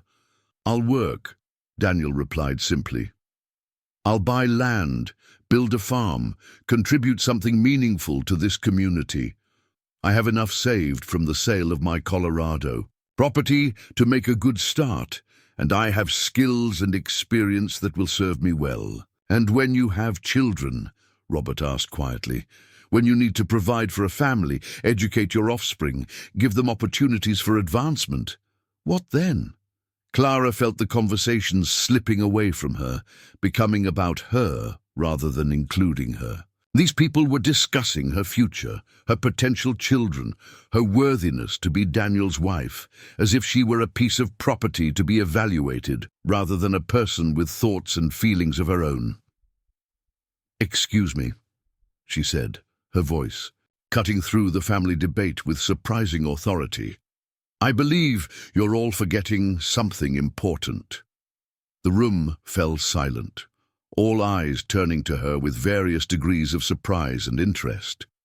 "You're discussing my marriage, my future children, my fitness to be Daniel's wife, as if I have no say in the matter, as if my only role is to accept whatever decision the Morrison family makes about my suitability." Clara's voice grew stronger as she spoke. "But I am not a passive participant in this conversation. I have opinions, concerns, and choices of my own to make." Daniel's eyes widened with something that might have been an alarm. "Clara, what are you saying?" Clara took a deep breath, feeling the weight of everyone's attention settle on her shoulders. Like a mantle, this was the moment when she could either step into her own power or retreat into the safety of letting others make decisions for her. "I'm saying that while I love you, Daniel Morrison, and while I want nothing more than to marry you and build a life together, I will not be the reason you sacrifice your family, your inheritance, and your future opportunities. Not unless you can honestly tell me that you've considered all the implications and still believe this is the right choice." The room erupted in surprised murmurs. Martha looked startled. Robert and Eleanor exchanged meaningful glances, and Daniel stared at Clara as if she'd just announced her intention to sprout wings and fly. "Clara, you can't possibly be suggesting—" "I'm not suggesting anything," Clara interrupted gently. "I'm asking you to think, really think about what you're giving up and what you're choosing instead, because once this decision is made, once you've forfeited your inheritance and severed ties with your family, there's no going back. And I need to know that you won't wake up in 5 years or 10 or 20 and regret what you've sacrificed for me." Daniel moved to stand directly in front of her, his hands cupping her face with infinite tenderness. "Clara Bennett, Are you trying to give me an excuse to leave you? I'm trying to give you permission to choose freely, she replied, her voice barely above a whisper, without pressure from me, without guilt about hurting my feelings, without anything but complete honesty about what you truly want.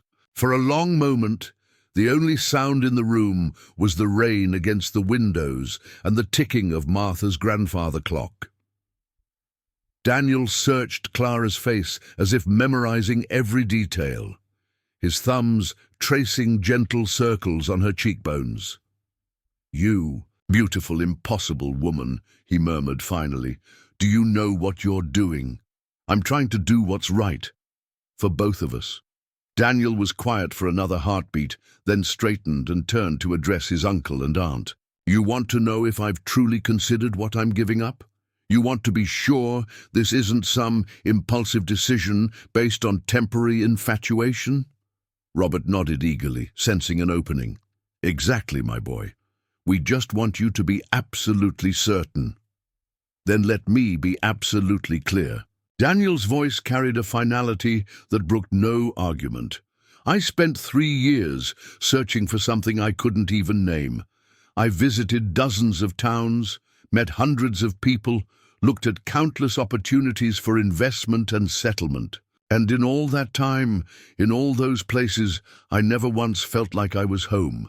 He paused, his gaze moving around the room, taking in Martha's worn but comfortable furniture, the view of the garden through rain-streaked windows, the sense of belonging that seemed to emanate from the very walls. "Until I walked into this boarding house and met a woman who saw past my expensive clothes and my family connections to whatever was worth knowing underneath.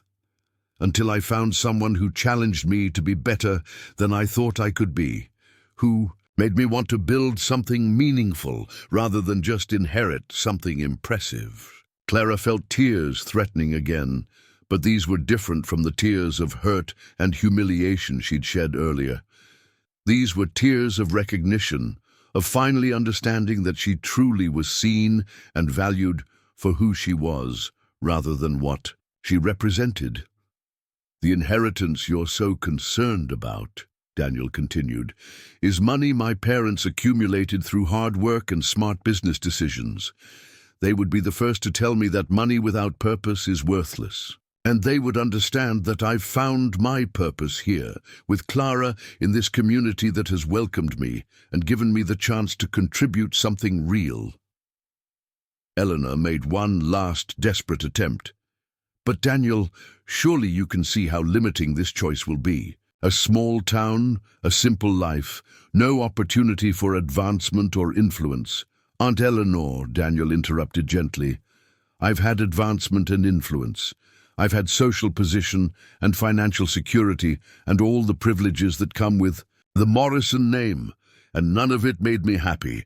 None of it gave my life meaning or purpose or the sense that I was making a difference in the world." He moved back to Clara's side, taking her hand in his with a gesture that spoke of permanence and commitment.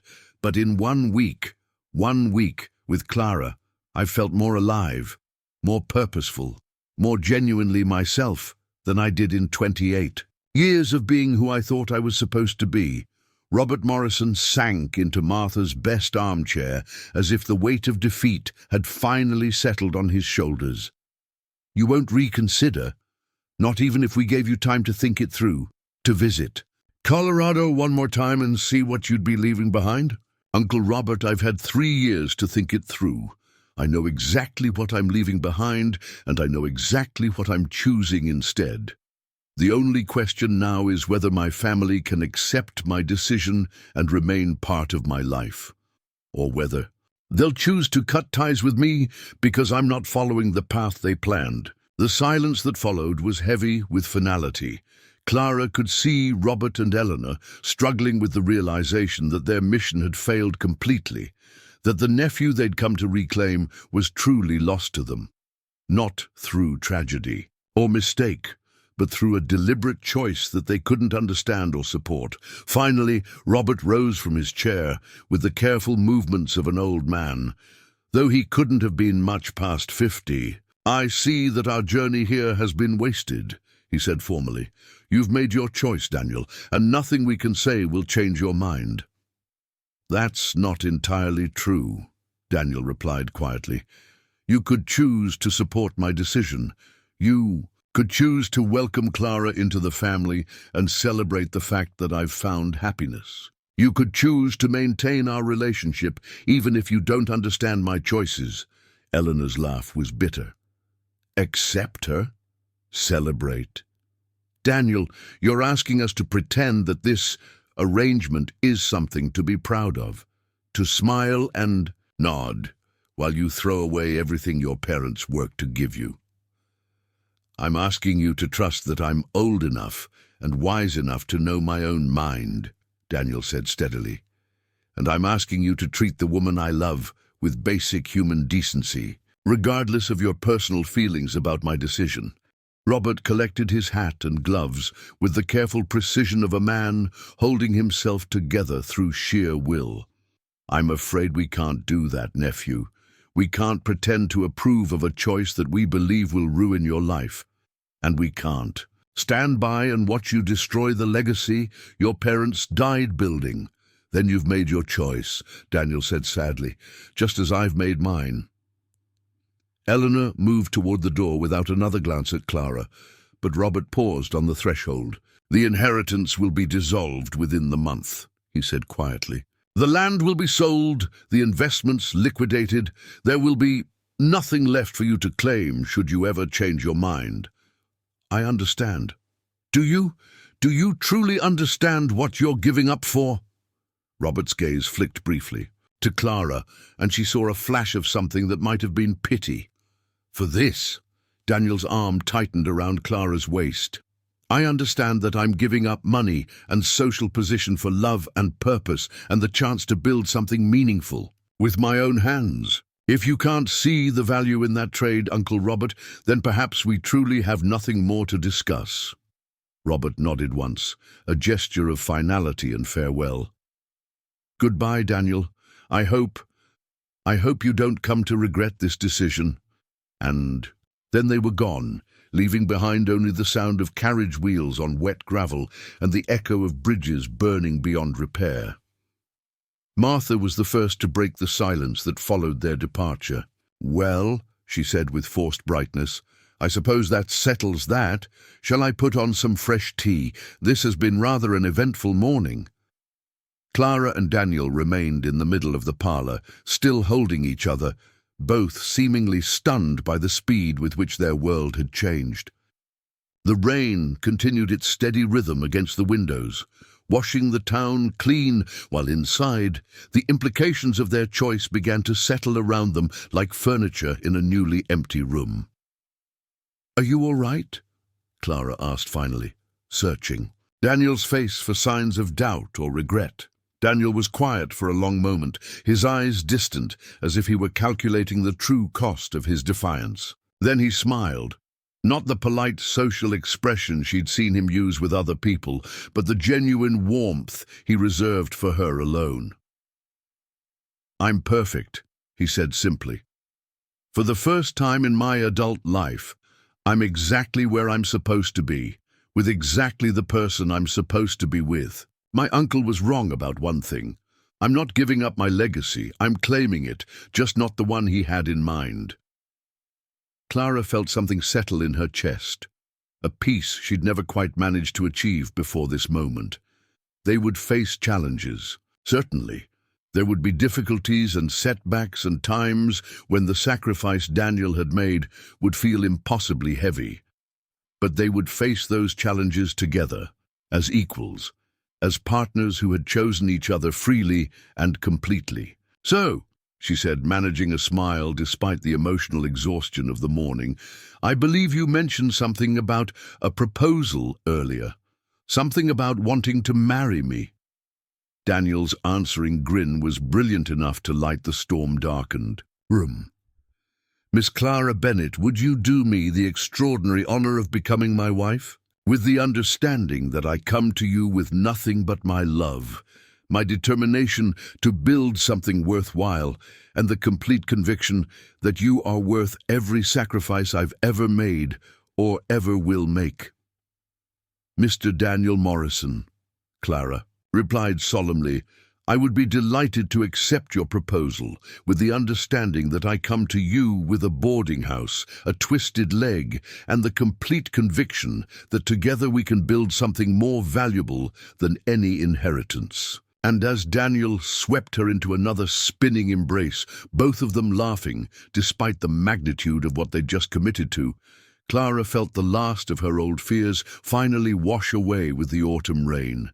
They had chosen each other. Chosen. Love over security, hope over fear, and their own truth over everyone else's expectations. It would have to be enough. And somehow, Clara thought, as Daniel's laughter filled the parlor and Martha bustled about preparing celebration tea, it felt like everything. 6 months later, the first warm breath of spring touched Millbrook with the promise of renewal and growth. Clara stood at her bedroom window, watching Daniel work in what had once been Martha's vegetable garden, and was now expanding into something far more ambitious.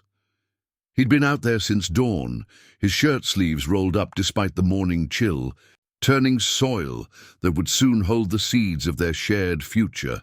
Tomorrow was their wedding day. The months between Daniel's dramatic confrontation with his family and this moment had passed like pages in a well-loved book.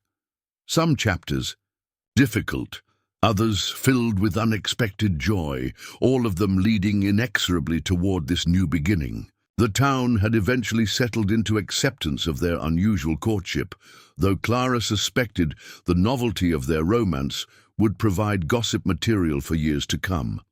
"Clara, dear, come away from that window and help me with these flowers," Martha called from across the room, where she was arranging spring daffodils and early tulips in mason jars. "You'll have plenty of time to watch your husband work after you're married to him." Clara turned from the window, her heart giving its familiar flutter at the word husband. Even after months of engagement, the reality of it still felt miraculous, like discovering she could fly after a lifetime of believing herself earthbound. "The flowers are beautiful, Aunt Martha. Daniel will be so surprised when he sees what you've done with the parlor." Martha's face glowed with the satisfaction of someone whose greatest joy came from creating happiness for others. "Nonsense, child. Every bride deserves flowers on her wedding day, and if we can't fill the church with expensive arrangements, we can at least make sure your home looks properly festive." The decision to marry at home rather than in Millbrook's Methodist church had been Clara's, born from a desire to begin their married life in the place where they'd first found each other. Reverend Walsh had agreed to perform the ceremony in the boarding house parlor, and Martha had thrown herself into preparations with the enthusiasm of someone planning a royal wedding. A knock at the front door interrupted Clara's thoughts. Through her window, she could see a familiar figure on the porch, Dr. Benjamin Hayes, Millbrook's young physician, holding what appeared to be a small package wrapped in brown paper. "I'll get it," Clara called, making her way downstairs with the careful attention to her footing that had become second nature over the years. Dr. Hayes had been one of the few people in town to immediately embrace Daniel's courtship, perhaps because his medical training made him less susceptible to the prejudices that governed others' opinions about physical limitations. "Good morning, Dr. Hayes," Clara said, opening the door with a welcoming smile. "How can I help you?" The young doctor's face was bright with the kind of excitement usually reserved for Christmas morning. "Miss Bennet, or should I say, soon to be, Mrs. Morrison, I have something rather extraordinary to share with you. May I come in?" Clara led him to the kitchen, where the morning sun streamed through windows Martha had polished to perfection. Dr. Hayes set his package on the scrubbed oak table and looked at Clara with barely contained anticipation. "I've been corresponding with colleagues in Boston and Philadelphia," he began, "about new developments in the treatment of conditions like yours. Specifically about mechanical aids that can improve mobility and reduce discomfort. Clara felt her pulse quicken. Mechanical aids, braces, supports, specially designed shoes, devices that can help redistribute weight and provide additional stability. I know you've managed admirably without such assistance, but I thought you might be interested in learning about options that could make daily activities easier. He unwrapped his package to reveal what appeared to be a leather and metal construction, elegant in its simplicity and obviously crafted with great skill. This is a prototype, designed specifically based on the measurements I took during your last examination. It's not a cure, of course, but it could provide additional support for your left leg, potentially reducing fatigue and making longer walks more comfortable. Clara stared at the device, her mind racing with possibilities. Would it change how I walk, make me look more normal? Dr. Hayes shook his head. It's not about looking normal, Miss Bennett. It's about comfort and function. You would still walk with some asymmetry, but you might find activities like climbing stairs or standing for long periods less taxing. Before Clara could respond, Daniel's voice came from the kitchen doorway. Dr. Hayes, good morning. I saw your buggy outside. His eyes found the device on the table, then moved to Clara's face with concern. Is everything all right? Dr. Hayes has brought something that might help with my leg, Clara explained, her voice carefully neutral. A kind of brace that could make walking easier. Daniel approached the table, his expression thoughtful as he examined the leather and metal construction. It looks well made, he said finally. What do you think, Clara? Are you interested in trying it? The question hung in the morning air like incense, weighted with implications Clara was still processing. For so long, her physical limitations had been simply a fact of life, something to work around rather than something that could be improved. The possibility of change, even small change, felt both thrilling and terrifying. I don't know, Clara admitted. Part of me is curious, but part of me wonders if it matters. You've never seemed to mind how I walk. Daniel moved to stand beside her, his hand finding the small of her back in the gesture of support that had become natural between them. I don't mind how you walk because I love who you are, not because of how you move through the world. But if something could make your daily life more comfortable, more enjoyable, then I'm all for it. Dr. Hayes nodded approvingly. That's exactly the right attitude, Mr. Morrison. This isn't about fixing something broken. It's about providing tools that might enhance quality of life. No different from eyeglasses for someone with poor vision. Clara reached out to touch the brace, running her fingers over the smooth leather and carefully positioned metal supports. The craftsmanship was evident in every detail, from the precise stitching to the way the metal had been shaped and polished. Could I try it? Just to see how it feels? Of course. That's why I brought it. Dr. Hayes's smile was encouraging. We can make adjustments as needed. The goal is comfort and functionality, nothing more. 20 minutes later, Clara stood in her bedroom, the brace fitted carefully over her stocking and beneath her skirt. The sensation was strange, but not unpleasant, a feeling of support and stability that she'd never experienced before. When she took her first tentative steps, the difference was immediately noticeable, not dramatic, but significant enough to make her catch her breath with surprise. How does it feel? Martha asked anxiously, watching from the doorway as Clara walked slowly across the room. Different, Clara replied, pausing to analyze the new sensations. More balanced, I suppose, less like I'm compensating for something with every step. Daniel appeared in the doorway beside Martha, his expression carefully neutral. Better or worse? Clara considered the question seriously, taking another few steps and paying attention to the way her body responded. Not better or worse exactly, just different, less tiring, I think, more stable. Then it's working as intended, Dr. Hayes declared with satisfaction. "You can wear it as much or as little as you like. Some people find them most helpful for longer walks or when they'll be standing for extended periods. Others prefer to use them only for special occasions." Clara looked down at her feet, hidden beneath the familiar brown wool of her everyday skirt. To the outside world, nothing had changed. She still looked exactly the same. But the feeling of stability, of reduced effort with each step, was remarkable. "I think," she said slowly, "I'd like to wear it tomorrow. For the wedding, if that's all right with everyone." Daniel's smile was radiant. "Clara Morrison, you can wear whatever makes you feel most comfortable and confident on our wedding day. A brace, a ball gown, your oldest boots. It doesn't matter to me. You'll be beautiful. Regardless." That evening, after Dr. Hayes had departed with promises to check on the brace's fit in a few days, Clara and Daniel sat on the front porch swing, watching the last light of day fade behind the mountains. The spring air carried the scent of blooming apple trees and the distant sound of children playing in the street. "Are you nervous?" Daniel asked, his arm around Clara's shoulders as they rocked gently back and forth. "Terrified," Clara admitted with a laugh. "Not about marrying you, that's the only thing I'm certain of, but about everything else. About being a wife, about the responsibilities that come with it, about whether I'll be good enough at all the things wives are supposed to be good at." Daniel was quiet for a moment, his fingers tracing patterns on her sleeve. "You know what I was thinking about today, while I was working in the garden?" "What?"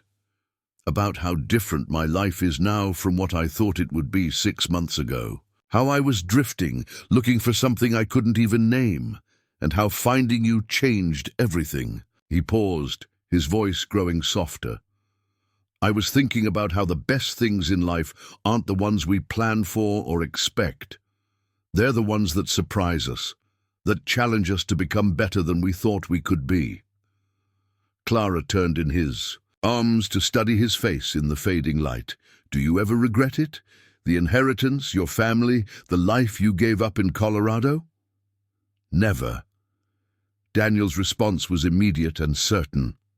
"Not for a single moment. Clara, what I had in Colorado was security, comfort, social position, all external things. What I have with you is purpose, joy, the sense that I'm exactly where I belong. There's no comparison. But the money would have made so many things easier." "Easier isn't the same as better," Daniel interrupted gently. "We'll build our own security, create our own comfort, and we'll do it together, which makes it infinitely more valuable than anything I could have inherited." As if summoned by their conversation, Martha appeared on the porch with a tray of coffee and the last of her apple cake. "I hope I'm not interrupting anything important," she said with a knowing smile. "Just discussing our plans for world domination," Daniel replied solemnly. "Nothing urgent." Martha laughed, settling into the wicker chair beside the swing. "Well, before you conquer the world, perhaps you could help me understand what you intend to do about the Henderson property. Mr. Patterson from the bank stopped by this afternoon. Apparently, old Mrs. Henderson is finally ready to sell, and she's asking specifically for you, Daniel." Clara felt a flutter of excitement. The Henderson farm was the first property Daniel had expressed serious interest in during their tour of the western farmland months ago. 30 acres of good soil, a sturdy house that needed work but had solid bones, and a barn that could be restored to full functionality with time and effort. "What did she say about terms?" Daniel asked, his business instincts immediately engaged. "She's willing to accept payment over 5 years with a reasonable down payment and fair interest. Apparently, she's more interested in seeing the place go to someone who'll love it than in getting top dollar immediately." Daniel and Clara exchanged glances full of shared understanding. They'd talked extensively about their plans for the future. Daniel's desire to farm, Clara's intention to continue running the boarding house until they had children, their mutual dream of contributing something meaningful to the Millbrook community. "We could make it work," Clara said quietly. "Between your savings and what the boarding house brings in, we could manage the payments and still have enough left for improvements and equipment." "It would mean a lot of hard work," Daniel cautioned. "The house needs a new roof. The barn requires significant repairs, and some of the fields haven't been properly cultivated in 2 years. "I'm not afraid of hard work," Clara replied firmly, "and neither are you. Besides, what's the point of having a future together if we don't make it exactly what we want it to be?" Martha beamed at both of them. "Then I suppose you'd better speak with Mrs. Henderson tomorrow after the wedding. Though perhaps you might want to enjoy your honeymoon first before you start planning agricultural ventures." Clara blushed at the mention of their honeymoon, a week at a small inn beside a lake in the mountains. Far enough from Millbrook to feel like an adventure, but close enough to return quickly if needed. It would be the first time in her life. She'd travelled farther than the next town over, and the prospect filled her with equal measures of excitement and nervousness. "The Henderson farm can wait," Daniel said decisively. "Tomorrow is about celebrating what we've found together. Everything else comes after." The next morning dawned clear and bright, with the kind of perfect spring weather that seemed designed for new beginnings. Clara woke before sunrise, too excited and nervous to sleep, and spent the early hours helping Martha with final preparations. By the time the first guests began arriving, the boarding house had been transformed into something magical. Flowers in every room, furniture arranged to create an intimate chapel in the parlor, and Martha's best lace tablecloth covering the dining room table where their simple wedding feast awaited. The guest list was small but meaningful.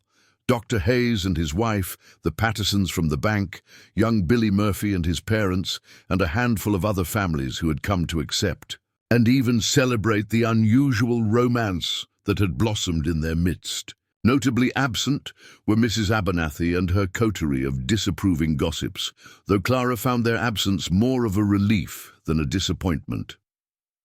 As Clara prepared for the ceremony, adjusting the brace beneath her best blue dress and pinning her mother's cameo at her throat, she caught sight of herself in the mirror and paused in wonder. The woman looking back at her was transformed, not by elaborate clothing or cosmetics, but by the unmistakable glow of someone who had found her place in the world. "Ready, dear one?" Martha asked from the doorway, her eyes bright with unshed tears of joy. Clara took one last look around the bedroom where she'd spent so many nights dreaming of a future that had seemed impossible. Tomorrow night, she would sleep in the room, across the hall, beside the man who had seen past every limitation to find the woman worth loving underneath. "I'm ready," she said, and meant it completely. The ceremony itself was brief and simple, conducted in the parlor where Daniel had first defended Clara against his family's expectations. Reverend Walsh spoke about the miracle of two hearts finding each other, about the courage required to choose love over convention, and about the blessings that come to those who build their lives on foundations of mutual respect and genuine affection. When Daniel repeated his vows, his voice strong and certain as he promised to love, honor, and cherish Clara for all the days of their lives, Clara felt something settle permanently in her chest, a peace she'd never quite achieved before this moment. And when she spoke her own promises, pledging her heart, her trust, and her future to the man who had transformed her understanding of what love could be, she saw tears of joy in Daniel's eyes that matched her own. The kiss that sealed their union was gentle, reverent, and full of promise for all the kisses yet to come. Around them, their small congregation erupted in applause and well-wishes, but for Clara and Daniel, the rest of the world had temporarily ceased to exist. Later, as the sun set on their wedding day and the last guests departed with full stomachs and happy hearts, Clara and Daniel found themselves alone on the front porch once again. But everything was different now.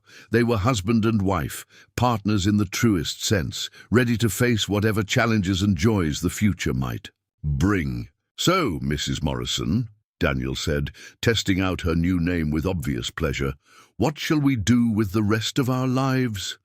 Clara leaned against his shoulder, feeling the new stability of the brace and the older, deeper stability of his unwavering love. "I think," she said thoughtfully, "we should start by making the Henderson farm the most productive and beautiful property in the county. Then we should fill it with children who understand that love sees past surface imperfections to the heart beneath. And after that, we'll prove to anyone who doubted us that sometimes the most unlikely matches create the strongest bonds. That sometimes what the world calls settling for less is actually reaching for more than most people ever dare to dream of." Daniel's laugh rumbled through his chest, warm and rich with contentment. "Clara Morrison, I think we're going to have a very interesting life together." "I certainly hope so," Clara replied, watching the first stars appear in the darkening sky. "I certainly hope so." And in the garden, Daniel had begun that spring, planted with seeds of hope and tended with the daily care that transforms dreams into reality. The first green shoots of their shared future were already beginning to grow. Some said nobody wanted a crippled bride, but Daniel Morrison had proved them wrong in the most spectacular way possible. Not by overlooking Clara's limitations, but by seeing them as part of the extraordinary woman who had captured his heart completely. In the end, it wasn't about being wanted despite their imperfections. It was about being loved because of them, chosen because of them, cherished for the unique and irreplaceable people they had become through struggle, growth, and the miracle of finding someone who truly saw them. As the church bells of Millbrook chimed the evening hour, Clara and Daniel Morrison began their married life with hearts full of gratitude, hands dirty from honest work, and dreams as vast as the star-filled sky above their small corner of the world.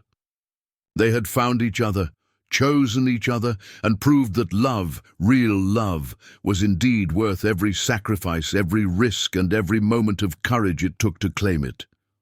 The story that had begun with whispered doubts and broken dreams had become something entirely different, a testament to the transformative power of love that sees clearly, chooses freely, and endures completely. And if anyone had suggested that nobody wants a crippled bride, Clara Morrison would have simply smiled and pointed to her husband, her home, and the beautiful life they were building together. One day, one choice, one act of love at a time. Up. Next, you've got two more standout stories right on your screen. If this one hits the mark, you won't want to pass these up. Just click and check them out. And don't forget to subscribe and turn on the notification bell so you don't miss any upload from us.